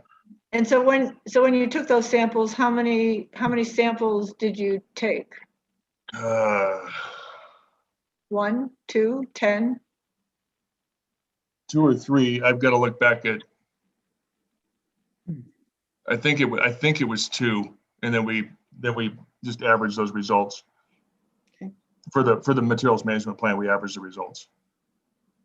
And were they from the highlighted area where that seems to be the greater debris, or was it from closer to the south or west of the proposed lot where you feel that there would be some indication that it could also impact the surrounding lots? No, they were taken from the specific area that The is highlighted. visually evident to be mining waste. So if you've been up there, there's material that's clearly mine waste. And so we specifically sampled what was clearly mine waste, because again, that was the most specific direction we had from the referral agencies. And I want to just correct, it was 3 samples that we collected. Can So I ask okay. They were taken from 3 areas within that, 3 locations within that gray area on the site map. Okay, and one last question. Can I ask a question from your commission meeting minutes with the planning commission? Sure. Just for clarification. So on what's numbered as page 19 of this whole plat packet, I don't know if you have it in front of you, but if you do, it's towards the bottom of the page. It's a paragraph right above where public comments starts. It basically is, Marv Geisner stated, let's see, he was going to build one house on the lot around proposed lot 7. The debris fan issue did not come up then. Other issues did. Were those other construction related issues for lot 7? Yes, it had to do with interpretation of what was appropriate in that district and DRC. It had nothing to do with the soil. I was not requested to do a soil sample. So it was more of the appearance of what was being proposed than. Yeah, and I'll be honest, I made a mistake in what I proposed, and mass was the Achilles heel on that project. Okay, thank you. Mm-hmm.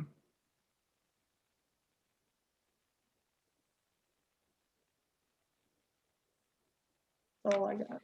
Any other board questions for the applicants? How about radon? Has radon ever been an issue with regard to, since you've got such a sort of a volatile soil content? So radon is common throughout the Colorado High Country.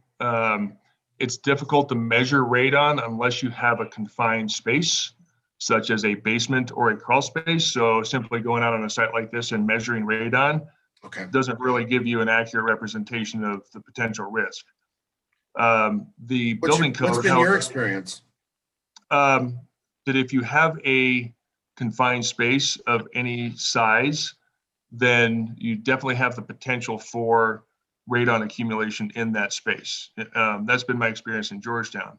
It's also a requirement of the building code that we provide for in the construction the ability to install what's called at least a passive radon mitigation system, which basically consists of a vapor barrier in the crawl space and a 3-inch pipe that runs from the crawl space up through the roof, so that you can either passively or, if you want to, actively provide radon mitigation. So that's all in current and contemporary times, that's addressed through the building process. It just makes the assumption that you're going to have to deal with it. Yeah, it's just in some houses it can be, 25 picocuries per liter, and other houses it's like 4. Just any rhyme or reason. I just wondered if you found that experience up here in the high country. My experience is very much that the older the house, the less likely you have radon, because the leakier the house is. The more modern and energy efficient the house is, the more likely it is that you'll have radon accumulation. So, thanks.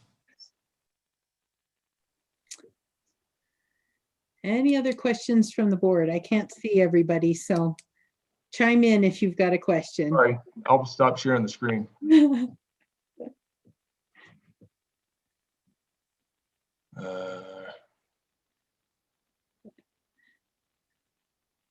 Okay. Yes, Kent.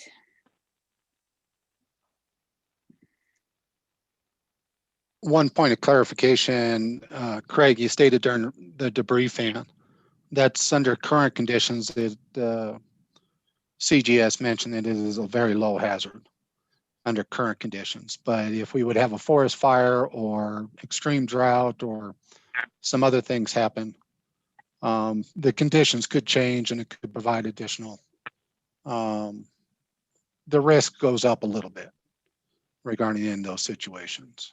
Isn't that correct?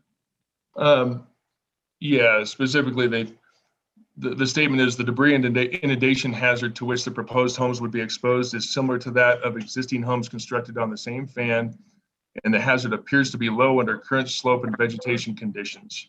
If those conditions change, the risk of avalanche, rock slide, or other debris inundation increases.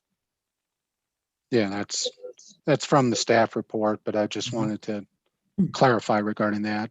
The other thing is, as far as that screen, the testing report, I would just ask that the entire testing report be submitted to the town. I mean, it was submitted to, and then a summary is included in the MMP. But regarding the MMP itself, it would be better if the entire screening report was included in the master materials plan, so there isn't any questions going forward. But to have that would be better.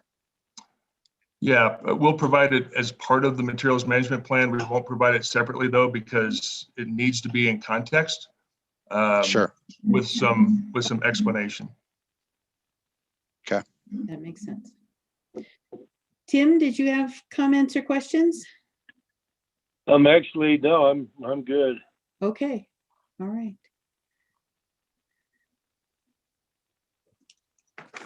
All right, if nobody on the board has comments or questions for the applicants at this time, we would open up the public hearing for public testimony. Do we have anybody from the public that would like to make a comment?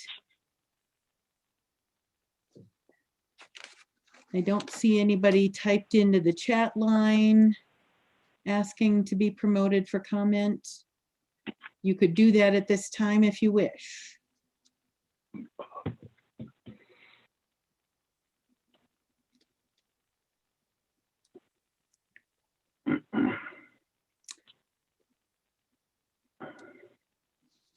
Okay. All right. I don't see anybody typing in anything. So we will close public testimony. And Lynette, yes, I guess Jerry wanted to speak regarding a procedural issue coming up here before we move on. Certainly. Before we close public testimony? Yes. No, it's, well, yeah, actually, well, before you close the public hearing. Okay, yeah, I'm not closing the public hearing yet, just closing public testimony. But if your comments might trigger something from the public, I'd kind of like to leave public testimony open. Yeah. Okay. And that's fine. Just from a procedural standpoint, Craig had mentioned earlier, look, after you close the public hearing and when you get into motion territory, I'd like the opportunity to weigh in on conditions if there's a condition of a motion. I absolutely understand why Craig would want that. Every applicant would want that. But, you know, in fairness to our process and in fairness to the board, when you close the public hearing and you're into board deliberation, then it's time for the board. And what can happen is that the applicant kind of becomes a part of the board for that dialogue on the motion. I realize that's not, Craig's got good intentions here and I'm not impugning that. It's just that we do have a system I suspect that what he would like to be able to do is not question a condition if maybe it's not going to get put on and wants to wait until he sees the motion to do that. And I feel that way too. At the same time, that ball shouldn't be hidden from the board. And if the board deserves to hear from the applicant, I think wants to, if you got issues with any of the conditions or any of the ways these motions are set up, we want to hear it now so that the whole board hears it, and so that when it comes time for board deliberation, they've got the benefit of what, you know, Craig's concerns are, which I think the board should encourage. So it's not that you shouldn't hear it, you absolutely should. It's when, and really that ought to be before you close it off, because we're telling sort of everyone, the public and everyone, okay, no more people in the pool. Now it's just the board. So if there are questions, and Craig's more than welcome to say, I don't support motion number X, but if you go down that road, here's what we think about it or would want you to do. That's perfectly fair. Applicants do that all the time, and you want to hear that from them, frankly. That's why the proposed motions are in the staff report. So I'd encourage that testimony now before you do ring the curtain down. That's my thoughts. Point taken, Jerry. Thanks. Yep. Okay. So we do have a question from Michael Stavey in the chat. It says, what is the timetable going forward? That sounds like it maybe is best answered by either Jerry or Martin or Kent. I think it'd be Martin or Kent after you've taken action. I perceive that question is, okay, what happens next? And got variables there. Yeah, we don't really know what happens next until we know okay. what the board's that makes sense. do. That makes sense. But I think you should save the question and make sure that perhaps after the board's taken action, we can circle back to Martin so that he can explain for everyone, okay, this is what the action you've taken. Here's what happens next. What happens? Okay, sounds great. Okay. Okay. I'd hear from Craig if he's got more. Now's a good time for it. I was going to go back to him as soon as I was done, scrolling through the chat. So, Craig, I guess in light of what Jerry has shared with us, if you had specific comments to the conditions that are in the suggested motions, and I'd appreciate hearing them. Okay. All right. Jerry, I didn't hear that bus coming, but I should have expected it, I suppose. Sorry. Okay, can't share on the screen. So with regard to the motions, obviously the application is amended subsequent to the last planning commission meeting is the application that we believe is prudent and represents the best approach forward from both the applicants and the town's perspective, and that's represented by the suggested motion number 1. However, if there's consideration by the board in terms of implementation of a materials management plan on the property as suggested by motion 2 and 3, there's an issue with the way the mitigation is worded. It's currently worded that mitigation of contaminated soils occurs prior to the development of any residential lots. The development has to occur in order for the mitigation to occur. So a concurrent with would be logical language, but because things like driveways, the residences themselves become part of the cap in the materials management plan, the landscaping becomes part of the cap and the barrier between humans and the potentially contaminated soils. We literally can't we can't implement the materials management plan ahead of the development of the lots. So that's the language that specifically, this is kind of a non-starter and leaves us nowhere. So that was my primary comment. Okay. Thank So, you. So if I'm understanding correctly, there could be a potential additional possible motion that would, well,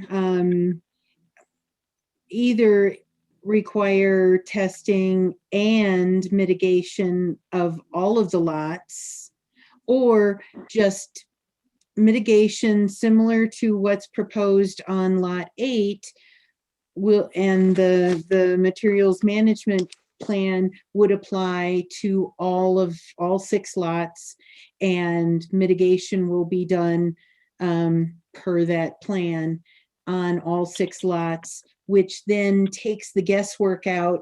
It doesn't require the testing because you're making sort of basic safety assumptions that there could be, and without going into the time and expense of testing, just treat it like it could have the hazards and do the same mitigation as you are proposing for 8. Is that what I'm understanding? That's correct. It would essentially mean amending the materials management plan to apply to the entire site as opposed to simply Lot 8. Okay. All right. Yes. Okay.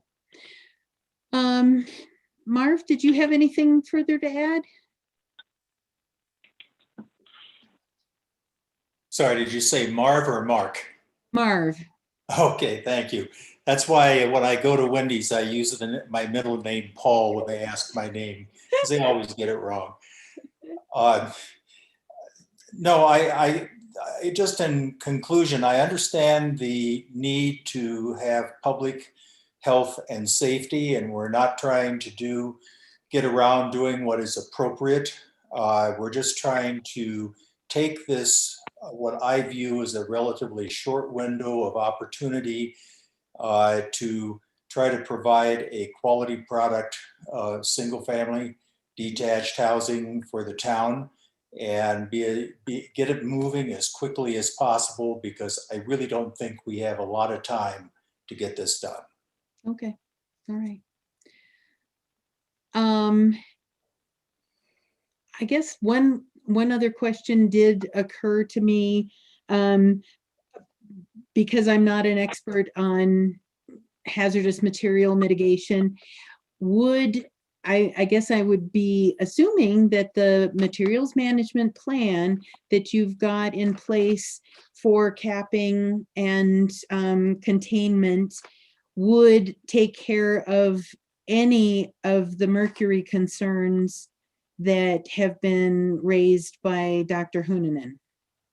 So yes, so the approach would apply across, regardless of which of those 8 metals appeared.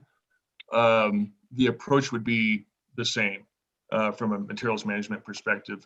Again, I'll point out that like down at Bighorn, I think we had 4 elements of concern or metals of concern that came up down there.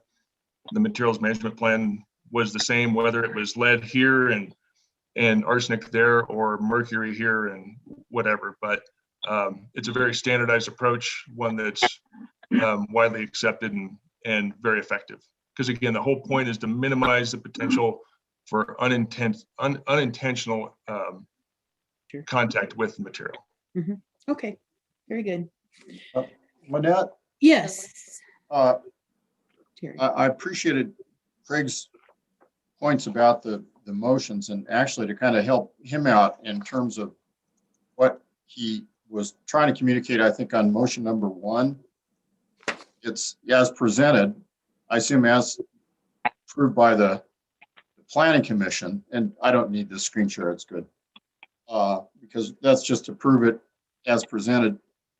I went and looked in your packet on what the planning commission's approval was, and that maybe is a little murkier if you went with motion 1. I don't have an opinion on which motion you take, but if you went with motion 1, it's maybe murkier than we would want, because that was a motion to approve I'm sorry, that's conceptual plan, isn't it? I'm sorry.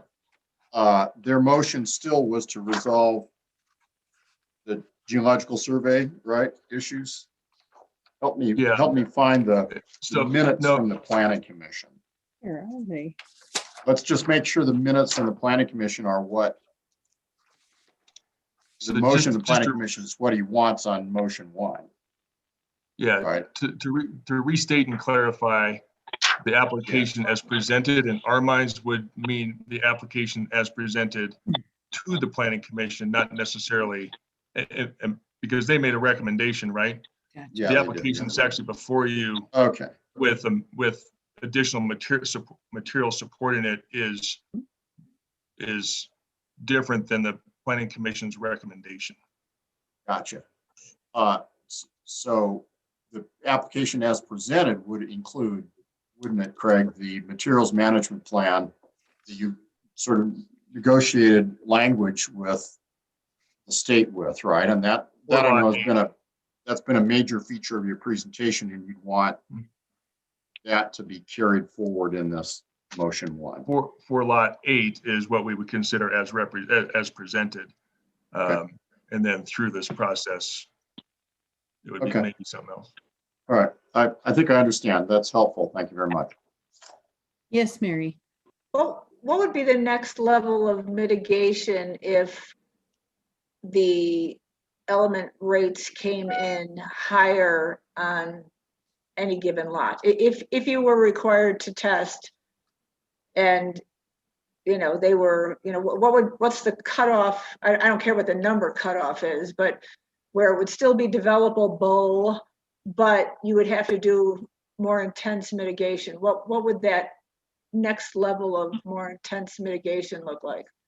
In this context, there wouldn't be one. There's not a series of standards, kind of stair stepping up. If this, then this. It's here's the residential screening level. Anything above this, we recommend this. So there's not one. There's not one. So would you say that the levels of the mercury and lead, or arsenic and lead, or whichever ones, were still within a manageable range given the mitigation that you're proposing with your plan? Or are they at the top level of that range where we're like? So first of all, I just want to be really clear. There was no mercury detected. Yeah, I get, my error, sorry. It's okay. Again, there is no next level up, right? The level is the residential screening level or the allowable background level in the case of lead. Or in the case of, there's no next level. So you would treat this, and this isn't me. This is, again, those numbers were reviewed by Kyle Sandor and his boss at CDPHE.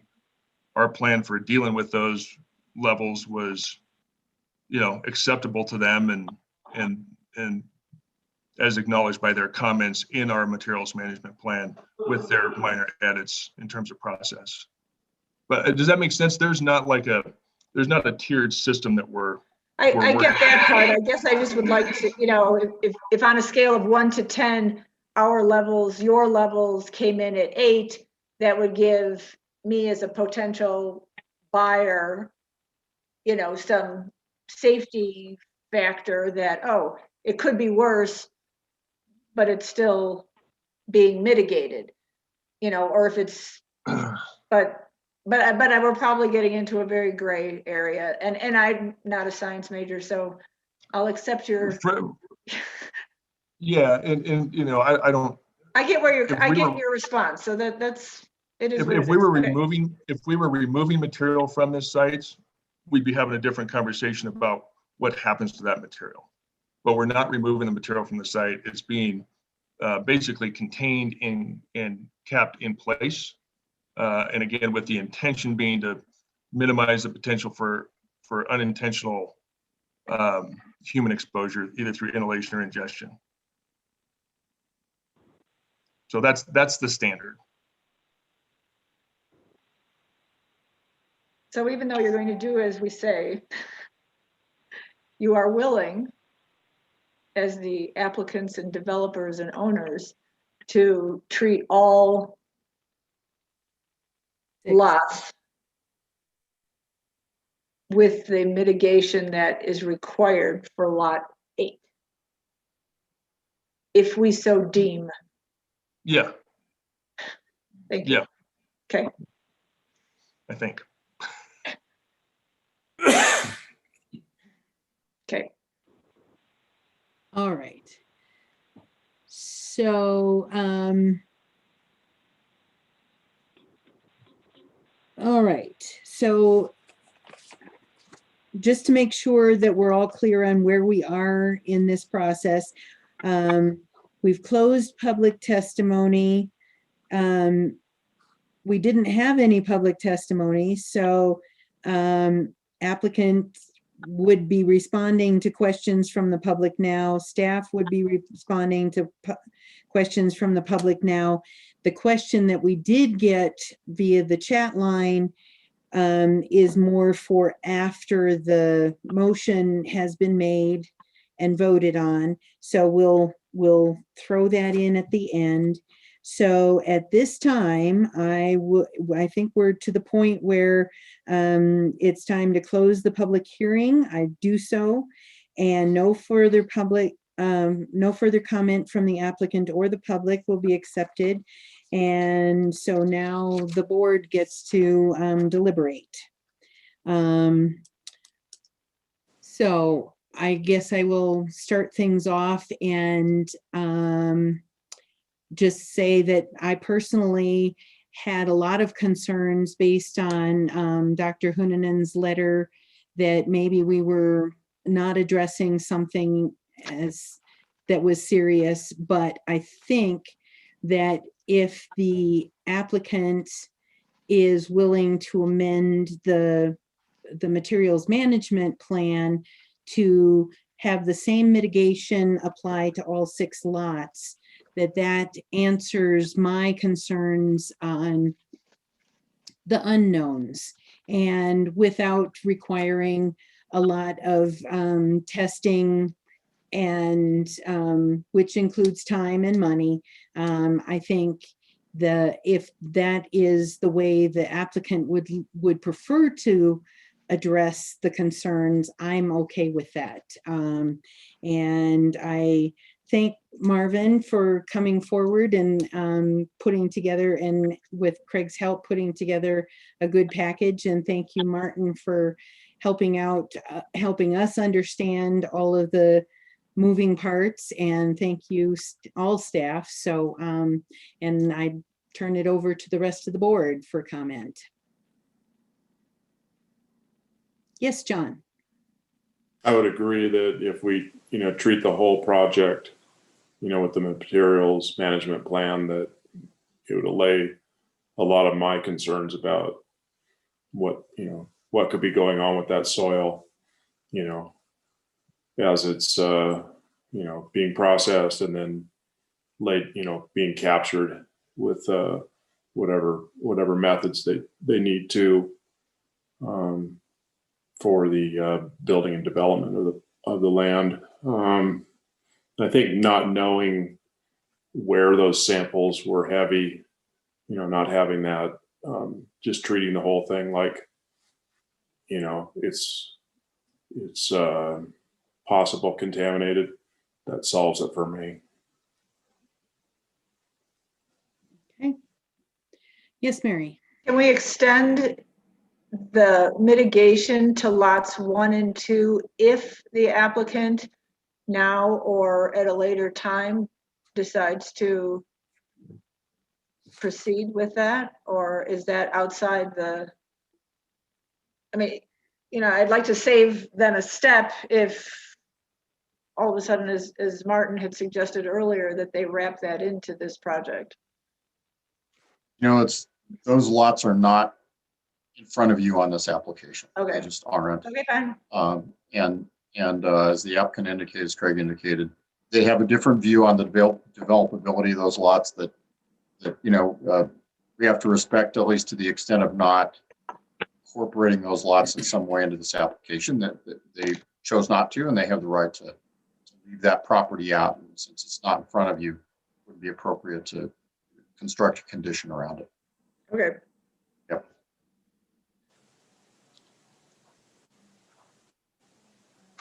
Other comments from the board? Yeah, Lynette, this is Tim. Yes. You know, I've went through the whole packet, and I did a reconnaissance on the site, listened to all the presentations, and I feel that this is a good project.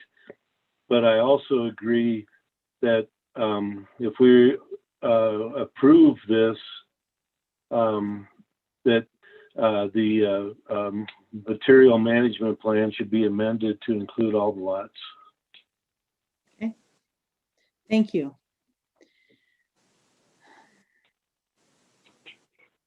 Yes, Paul? I agree with Tim. It's a good presentation. All the I's are dotted, the T's are crossed. They've done everything by the book. So I'm ready to move forward. Thank you. Rob or Keith, any comments? You know, it looks fine to me. You know, I think you do have with regard to the soil mitigation being on all the lots. Okay. Anything, Keith? Yeah. I'm a little concerned that we don't have a more accurate reading on testing for all the lots. I would like to see that happen. I do understand that mitigation is the same, but I think for the end user, the purchaser, you know, there will be some that would be interested in knowing, you know, what they're built upon. Okay. Thank you. Any comments on the Biddle Street widening proposal? I thought it looked good, just because it widens without becoming a major engineering project with a very tall retaining wall at the east side. I think you get enough width on the road to make the road more accessible in and out. And any other comments on that? This is Tim, and I agree with you, Lynette. Okay. I agree with that too. I can see the contour lines, and it would be a pretty darn big wall on one side, where you'd have to cut and fill in other areas to bring up the road to take out that wall. So it seems like it's a good way to go about it, and it seems like it would probably be wide enough. Okay. So I guess I would point out to the board at this time that although the recommendation from the Planning Commission states that the amended motion reads that to recommend that the Town Board of Selectmen approve the Washington Mill preliminary subdivision plat as presented with the following condition: that mitigation of contaminated soils occurs prior to the development of any residential lots, and that they voted unanimously on that. I think that Craig has addressed the kind of catch-22 quality of that, that you mitigate with the development, and you keep the contaminants from spreading by keeping the dust down, and then it's capped at the end. So I feel like we're taking the Planning Commission's recommendation, but tweaking it somewhat for practical reasons. Does that make sense to everybody? Okay. I have a question, Lynette. Yes. Is there a big difference between the statement that mitigation of contaminated soils occurred concurrent with the development of any residential lots? Is that the same as to amend the material management plan to include all 6 lots? Um, so if I understood the applicant's proposal, we would, the materials management plan spells out how the mitigation would happen during construction and at completion. And so I think if we took that plan and simply, as they've suggested they were willing to do, asked it to apply to all 6 lots instead of just lot 8, I don't think you end up having to define prior to construction or concurrent with just construction. It's defined in the plan. Does that make sense? Yeah, but I mean, aren't those two statements saying the same thing? To some degree, they are, but what I heard the applicant say was that, look, rather than that condition, we prefer to be able to just be told that the materials management plan applies to all the lots. And if it's going to apply to all the lots, we know what to do. Right. And if it's going to apply to all the lots and they know what to do, then we don't have to worry about the concurrency concern that I understand when, as Craig articulated it. At the risk of violating my own rule,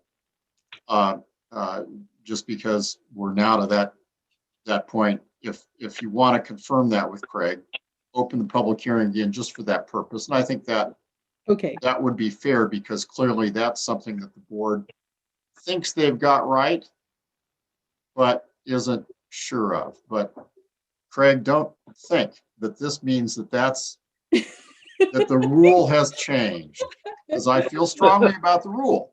I feel strongly about the role of the board kind of to talk amongst themselves at the end of a hearing and be able to do that. And I adhere to the rule, but because I think this is important, and you may have other conditions, but at least on that condition, I think you probably ought to be clear that applying the materials management plan as presented and amended to all the lots addresses the business about mitigating contaminated soils concurrently. And I would open the public hearing, make sure we hear that from them, so that we don't get a nasty gram and a request for reconsideration tomorrow. We're right here. Let's do it. So please do. Yes.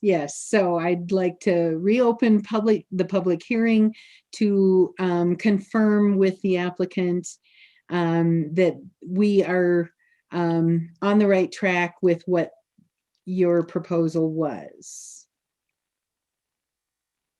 Yeah, that's like saying, yeah, I'll make that motion. I'm sorry, I just want to be clear.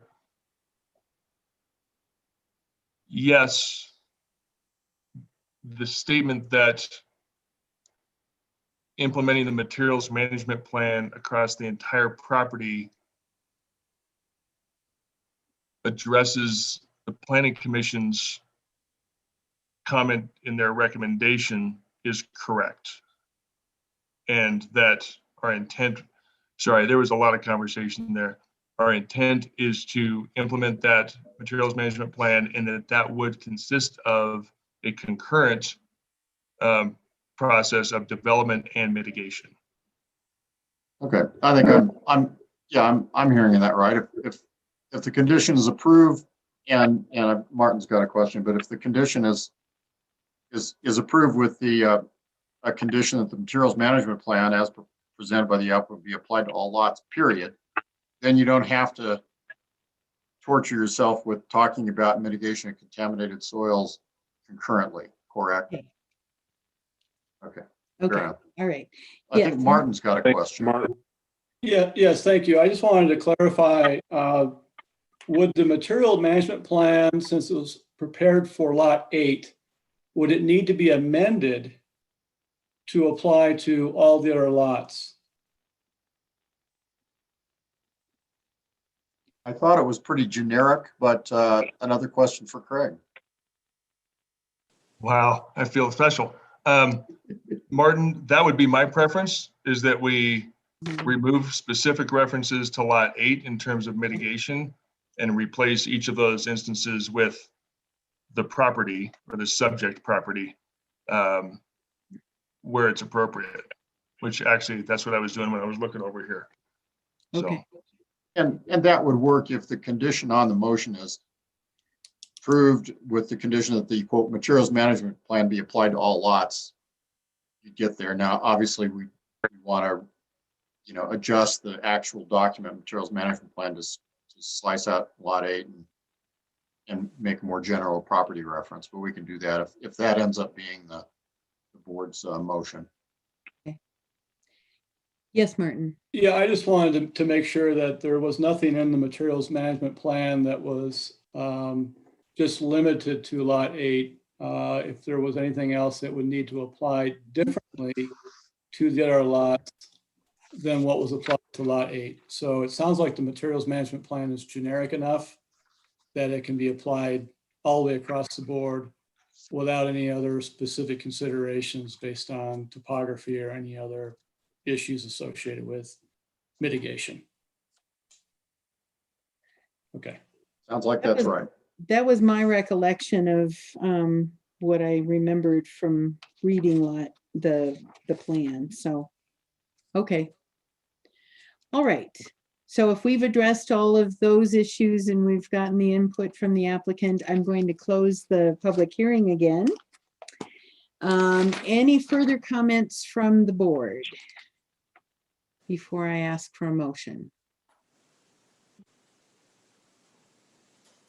Okay, I'm not seeing anybody raising hand. So I would entertain a motion. I'll make the motion, Lynette. I'll move to approve the Washington Mill preliminary subdivision plat as recommended by the Planning Commission with the following condition: to amend the material management plan to include all 6 lots. Okay. I'll second.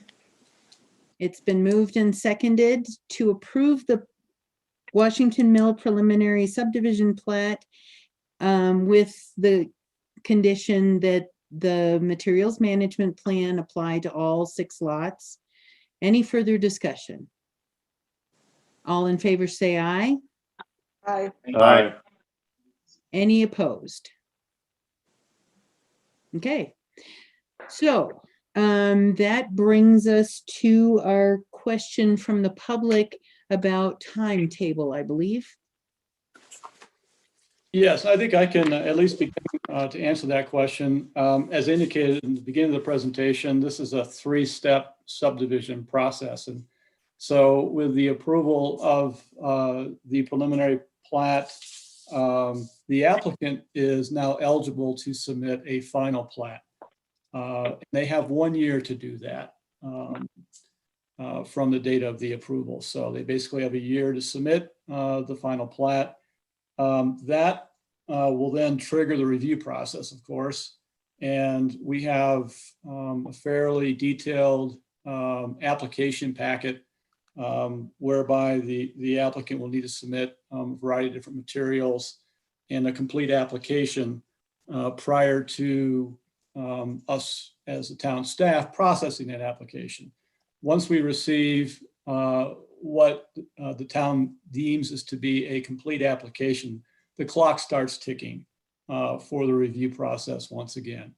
And it's similar in terms of the timing, given the number of the public hearing notices for each of the Planning Commission as well as the town board meetings.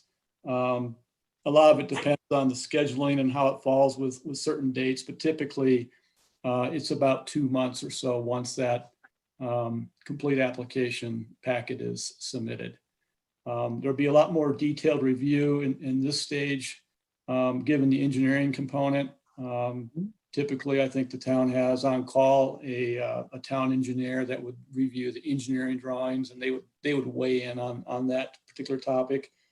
Of course, everything would be sent out again to all the referral agencies, so they would have an opportunity to comment once again. Essentially, it's the last bite at the apple for everyone to take a look at this, and then for the town to make a final decision on the planning process. So that, in a nutshell, is the way that is lined out. I did want to note on the issues associated with engineering, there is a standard in the town code that does allow for a waiver of certain standards. So for example, with Biddle Street, if you decide that there is a better way to do that than what has been identified within the construction standards for the town, there is a code requirement or a code provision that provides for the town to consider waivers of certain standards for certain circumstances. So the applicant certainly has the right to come in and make his case with any kind of an engineering standard that they're looking to modify as a result of the conditions that might be out there on site. And clearly this may be one of them. So I just wanted to clarify that as well. Okay, thank you, Martin. All right.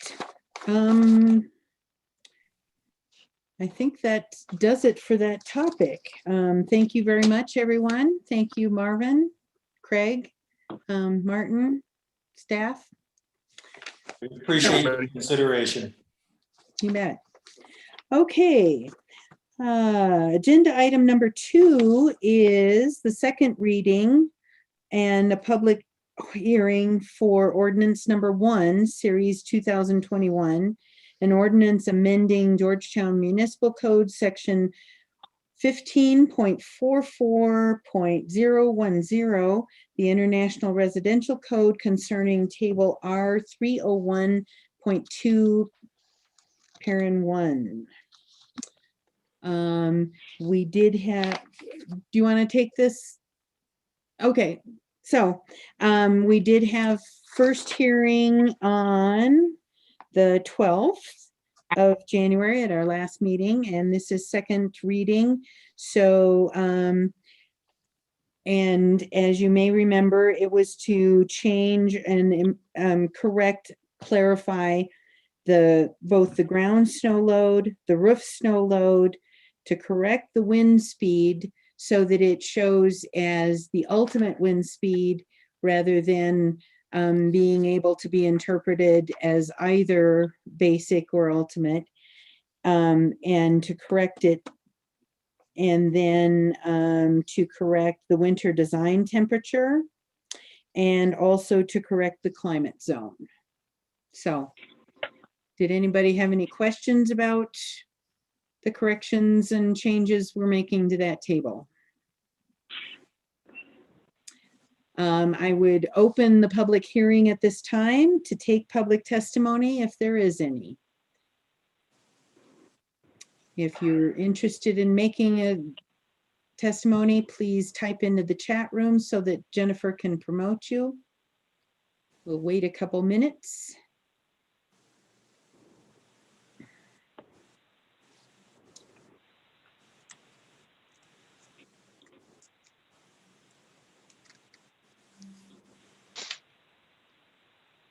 Okay, I'm not seeing anybody interested in making public comment, so we'll close the public hearing.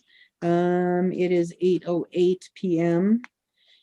And I believe there's a recommended motion. Well, so does the board have any more questions or comments? And if not, there's a recommended motion in the packet. I'll go ahead and make the recommended motion. I move to approve ordinance number 1, series 2021, and the ordinance amending Georgetown Municipal Code section 15.44.010, the International Residential Code concerning table R 301.2 parentheses 1 on a second reading and post at 2 locations on the town website and the town website. Second. I'll second. Okay, it's been moved and seconded to approve ordinance number 1, series 2021. Any further discussion? All in favor say aye. Aye. Any opposed? Like that one passes. Thank you. Next, we have a proposal to purchase a truck, and I'm going to let Kent present that one. Police Judge Lynette and members of the board. We've had this opportunity for a used truck to be purchased by the town. It's actually Parks employee Kevin Gregory presented this vehicle to staff. Actually, it's from his former company, and it's being offered. They're getting rid of all their older vehicles, and this is one that's offered for $5,000 to the town. Has a utility box on the back, as you can see from the pictures that were provided in the agenda packet. It's a 2003 truck, but it only has 128,000 miles on it. Actually, Kevin is the one who drove this truck when he was with his company that he was working earlier. So it also has a plow on the front of the truck. Similar type truck, taking the plow out of it, even just the trucks with utility beds, often similar type trucks go for 7 to 9 at auctions when you go to the city and county vehicle auctions or other company auctions down in the Front Range. But it's being offered us for $5,000. It's Water and Wastewater Superintendent Ryan Zabel and myself both inspected the truck and found it to be working fairly decently. So just ask you to consider allowing staff to purchase this truck so we can get another decent truck into the stable of vehicles that we have for the town. Gas or diesel? Oh, of course.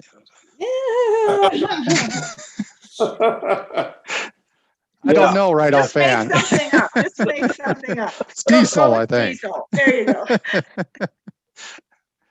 He did put 350 springs on the front of it instead of 250, so it is a little better to handle the plow in front. You But said I think you it's a looked at the diesel. truck? What's that? You said you looked at the truck? Yes, sir. Is it gas or diesel, for Christ's sake? Did you hear it run? I didn't fill the truck with gas, so. But did you hear it run? Yes, I heard it run. Was it gas or diesel? Keith, be nice. So it seems like a good I don't deal think to it was diesel, but trying to think of it now. So it didn't sound Probably like has it. that D10 thing in it. Yeah, probably does.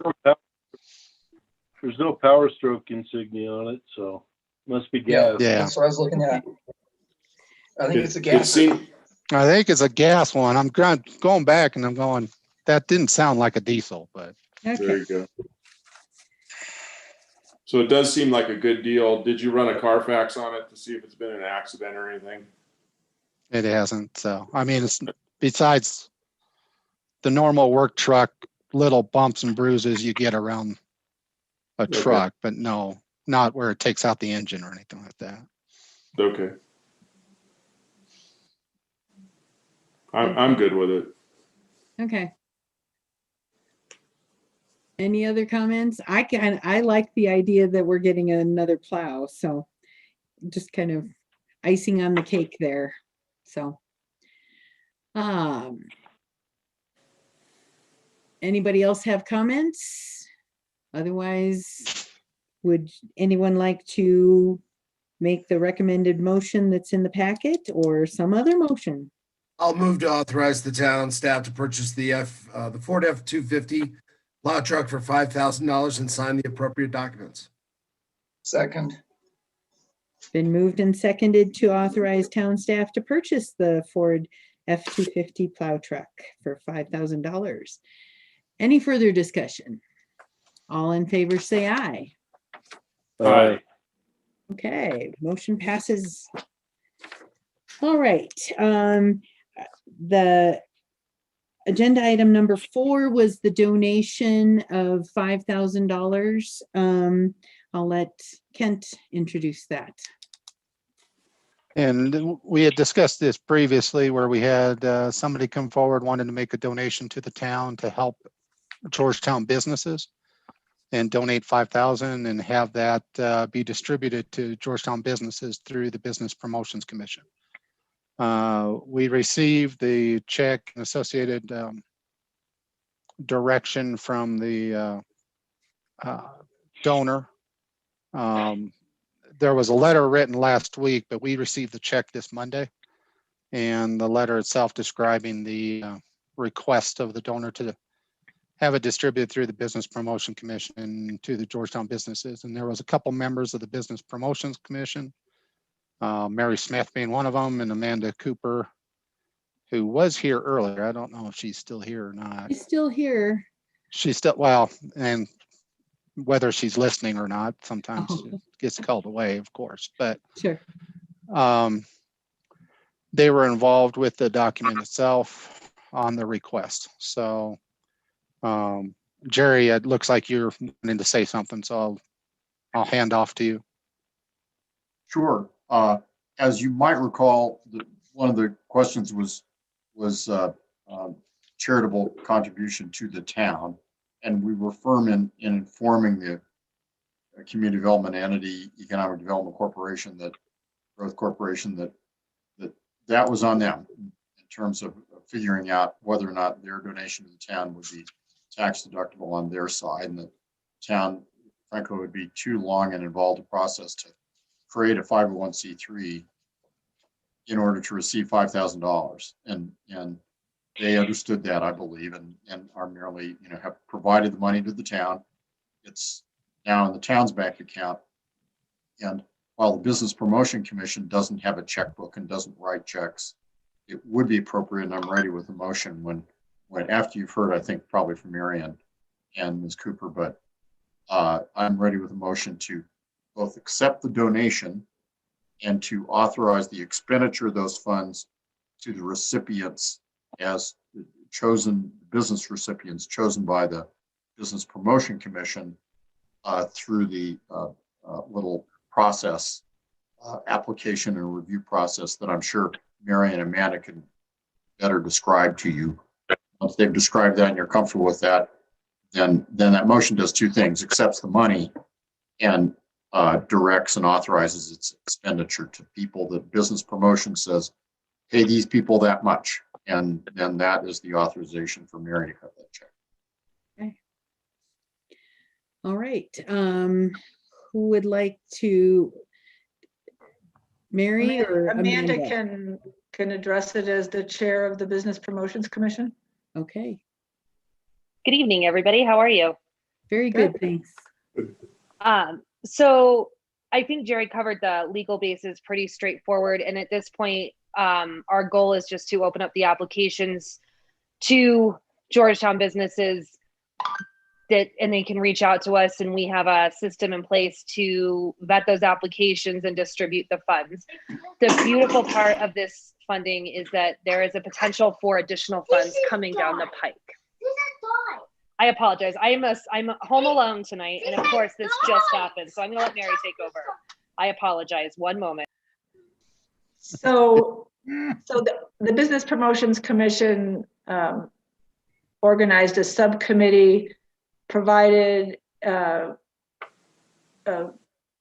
application per se that is planned to be distributed to all the businesses in Georgetown so that they can submit a request.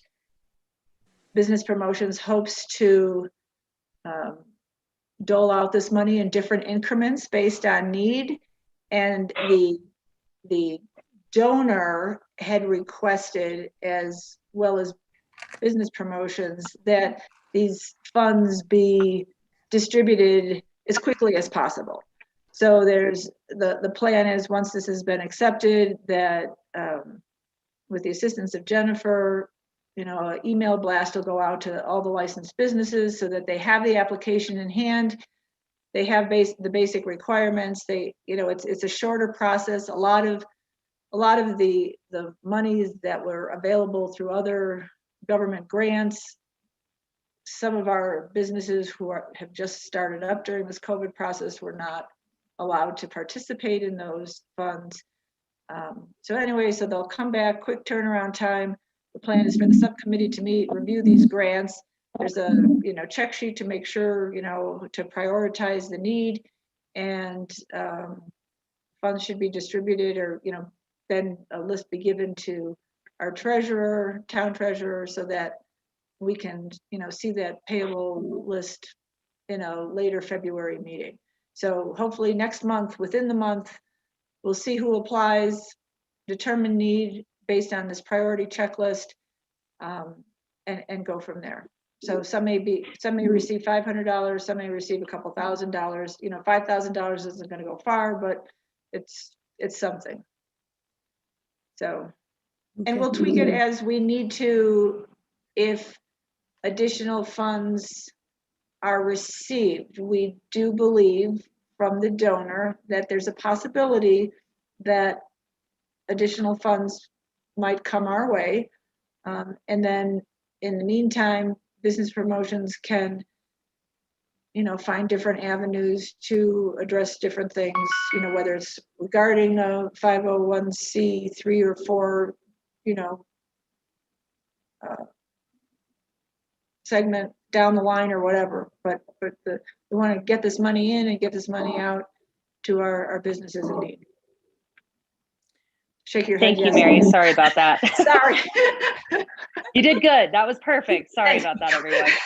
They had a lot of screen time during the Washington Mill meeting. I should have put them to bed before this time.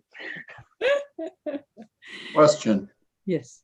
Amanda or Mary, can you confirm? I think I understand it from the materials I have, but the board might want to be clear on once the business promotions has selected whoever they're going to select to be the recipients, the check will just go to them. This is even though those recipients will get reported to this board as, hey, here's who we awarded to. It's not intended, and I don't believe it is supposed to be intended, that the board of selectmen vote on that slate. Okay. Good. Yeah. Okay. I assumed that, but wasn't quite sure it was clear, and I thought everyone should be clear that it isn't the Board of Selectmen making those choices. Board of Selectmen authorizing the expenditure based upon whatever choices business promotions makes. Correct. That, and BPC will make that. The other thing is the applicants do know, based on the application, that their names are a member of Public Record 1 because the funds are being dispensed through the town, but also the donor, there has been some press media coverage on it prior to this, and not that we're trying to make a big deal about it, but they know, the applicants will know that it is a matter of public record, or that whatever. So okay. Are there any conditions being put on the requests that are imposed by the donor? And then what are other conditions maybe, or application criteria that the Promotions Commission has imposed? Very generically, the donor wanted it to go to businesses in need and left that solely up to the discretion of the Business Promotions Commission. Okay. The application is pretty simple and straightforward. We're asking them to describe what their need is. It could go for a variety of things. It could go for items that they need for their business, or to pay something so that they can order additional stock if they're in arrears. We know we can't give enough to bail everyone out of a negative financial situation. But so it's purposely left very broad. We do ask each applicant to describe to us, however they choose. It's not a 100-page essay by any means, or even 100 words. How, by them receiving these funds, will benefit the community at large. And so then again, that's up to them to describe how they feel it's going to be a positive impact, not just in their checkbook. So it can go the funds can be just, spent by them however they say, but they're telling us exactly what they're going to spend that on.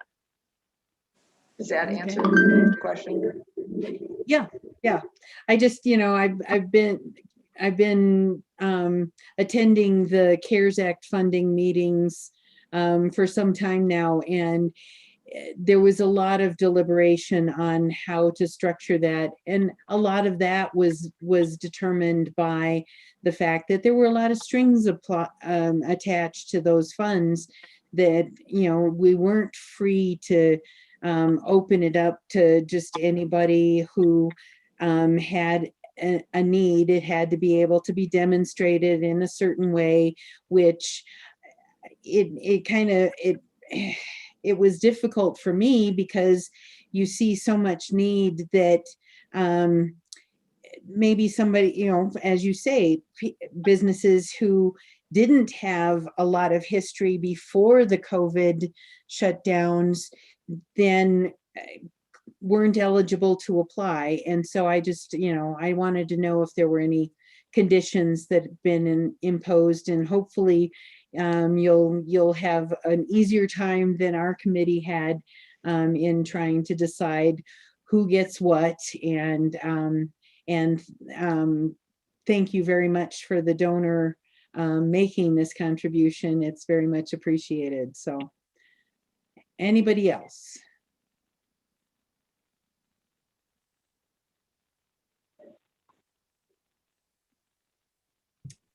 Okay. Jerry, did you have a suggested motion on this? I do.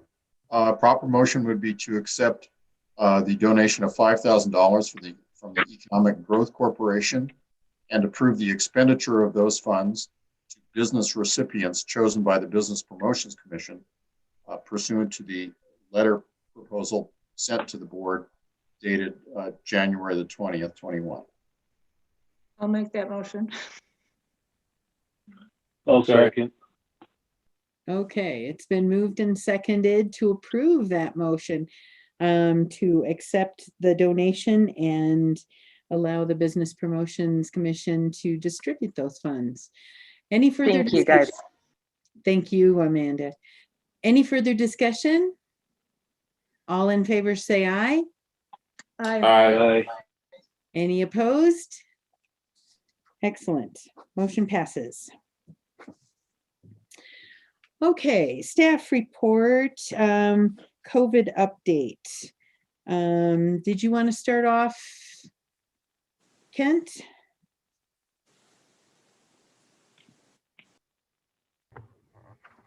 I think I think we had talked about one program that was being developed that I had asked you if it had been launched yet, was the passport program, and you said it had been launched. It had been the passport program had been given to the businesses, and or the booklet is out on just recently, and it is available at different locations around town, and it had basically a passport that you can use to visit different businesses in town. It doesn't directly relate to COVID, but well, it's basically part of the recovery effort, wasn't it? Yeah. Sure. And it's the promotions commissions, and especially the special event coordinator, Katie Retton, along with Kyle Retton, with Bullfinch, have put together that the passport booklet. It is a good product. And each individual business will be able to stamp within the passport itself. And then there is, if you be able to finish the booklet or a certain portion of the booklet, you can turn it in as far as those type of things. But there is something with each business that's a benefit of using the passport program for each of the businesses. So, okay. Mary, did you want to say anything in addition to that I've described? It runs through the end of June, if I recall correctly. It's geared towards our tourism. However, it's not Exclusive. It's not exclusive, so if a resident was interested in obtaining one, they have to go over to the visitor center or another location. I know for sure they're being distributed through the visitor center because you do have to record your name and some basic info because they, we do want to be able to, business promotions wants to be able to track the use and, you know, be able to use that information as further social media follow-up, you know, marketing. So yes, you know, But it was a- percentage off of whatever, you know, kind of thing. Get a free beer, you know, if you buy 5, I don't know, but different little gimmicks like that. Okay. All right. And it's basically from January to June because that is obviously a slower time as far as tourism goes here in Georgetown. So that's why the time frame was chosen as it is. Mm-hmm. So okay. I wanted to just put a shout out to the public health, county public health vaccination team. They did an awesome job last week. On Wednesday, they gave 518 vaccinations in one day. Yep. To some outside of the 70 plus, but most of the group was 70 plus, and then first responders who hadn't gotten caught earlier, and various first tier, first phase eligible people. So great effort. And they, as soon as we get more vaccine supply, I think they've got plans to improve on even that number. So that's fantastic and awesome job. As I've been asked to help gather information from Georgetown businesses, and I'd appreciate any help that any of you could offer, and any businesses who listen in. The CARES Act funding group has $100,000 more that they are trying to figure out how to best distribute, and trying to figure out what additional needs businesses have, and understanding that there are some strings attached, but I need to find out what businesses are experiencing as far as the needs. So any feedback that can be emailed or give me a call. My home phone number is widely distributed. I'm happy to answer and talk with people on the phone, or if they want to chat in person, I'll throw on a mask and show up at their business. So just putting the word out, and just need input directly from them. What do they need? So and then Mary, you wanted to talk about the 5-star program that the county is talking about? Yeah, so I just wanted to make sure that we as the board were all aware that the county is starting the discussion on a 5-star program. Each county is able to set their own specifications and guidelines under the umbrella of what the state is recommending. They're just getting this ball rolling. It's not going to be a plan that rolls out within the next week or two, probably within the next couple of months. Bottom line, it allows our businesses to enhance their occupancy, increase their occupancy by implementing specific standards and adhering to them. It's, you know, it's going to cost the county money, which they may in turn, you know, come and ask us for money. It's going to cost the businesses money to sign up if they choose to sign up. It'll be helpful for some businesses, restaurants in particular, but other businesses as well. But it's not a requirement. But I just feel strongly for us to be able to support our businesses in town And so that when we're asked, or if there's a time where it might sound iffy, which way it's going, that we as a board are ready to step up and say, to the county, yes, we're behind this. Let's do what we need to do to move this forward for the economic health of our businesses and ultimately, our residents too. I mean, we employ so many people here, so it's a trickle down effect. You can list the positives and negatives. Our businesses are hanging on every word as they start to roll out different parts of what may be. And I'm certainly not the expert on the 5-star program, but I've been paying attention and tuning into the county meetings and talking to a lot of our businesses. I spoke to several of them today. A survey went out from the county to all the businesses just within the last few days, and they're able to respond of whether they would be interested and what concerns they have.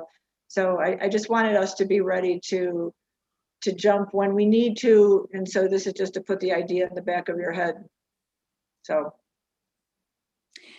Mary, do you know if the commissioners discussed it after the public health update today? Mm-hmm. They had talked about doing it. Okay. Yeah. Are they scheduled to continue that discussion? Yes. Yes. Okay. Alyssa is kind of leading the research and development of the plan as it starts. However, as my understanding, as it gets to the point, it really isn't. It doesn't fall entirely on the lap of in the lap of public health.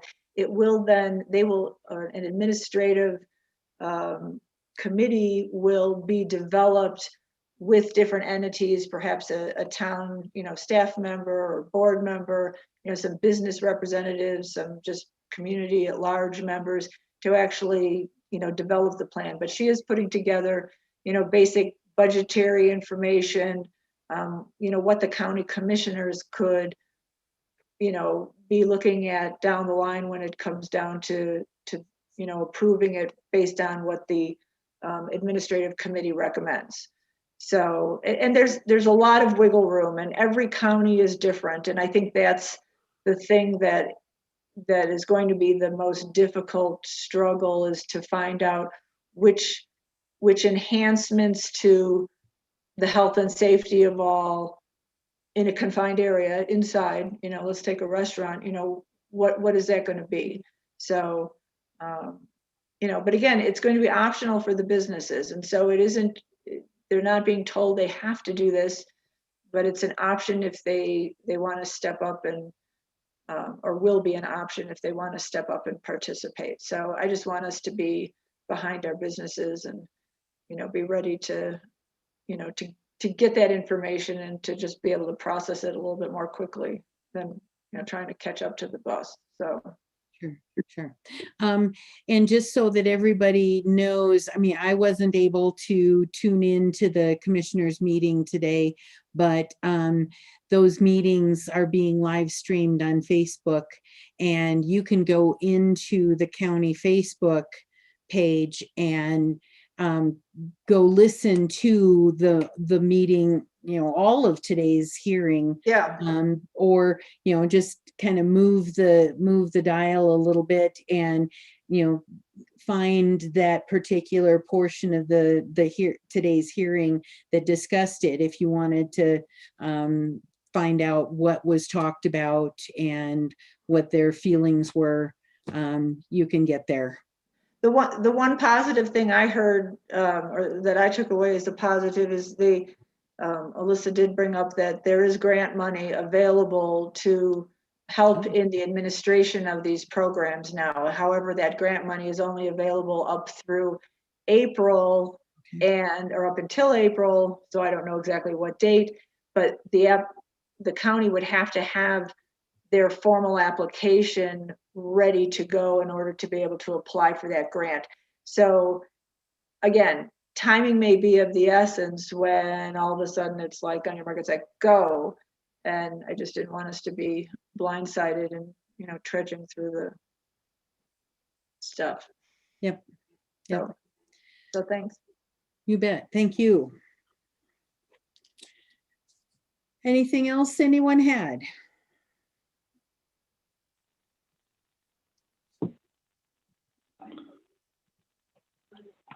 I'll make a motion to adjourn.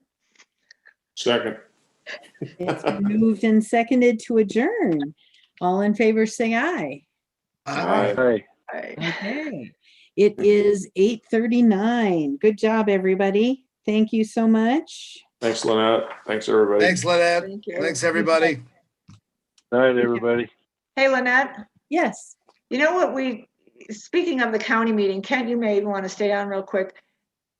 When you do review the meetings, even ours, and after the fact, it would be nice if someone had a clock in the background, because if you know that, you know, it's, and I find it more so with the county because theirs go on all day. And so you kind of just scroll through and all of a sudden you see the parts that, and the people that you know are going to be involved. But I think especially, you know, like for us, that they knew that we were discussing, you know, whatever at approximately what time, or it was third on the agenda, you can kind of, you know, so if we've got one of those big clocks you can stick in. I don't know, but it would be nice if it was actually a little bit more timely. Yeah. You know, if there was some way to pinpoint where on the timeline you want it to be. So, I mean, maybe not as crucial for us, but, you know, but I still think it would be helpful. Or if someone looked at ours and said, oh, it really, and especially because we come on so early too, you know, as everybody is gathering and, you know, you're like, oh my God, am I coming into a middle of a meeting? No, we've all been sitting here just chit chatting for 10 minutes, waiting until 6 o'clock. So again, even that kind of piece, I think, can be very helpful to our listening audience, our viewing audience. Okay, all right. So, Well, it's like tonight is, you know, the first agenda item took about an hour and a half. You know? Yeah. You have the 10 minutes at the beginning of stuff and then an hour and a half of one agenda item. Yeah. And then the next ones go real quick. So, and sometimes it's the opposite. Yeah. So. Yeah. All right, guys, have a great night. Thank you. Thank you. Take care. Bye.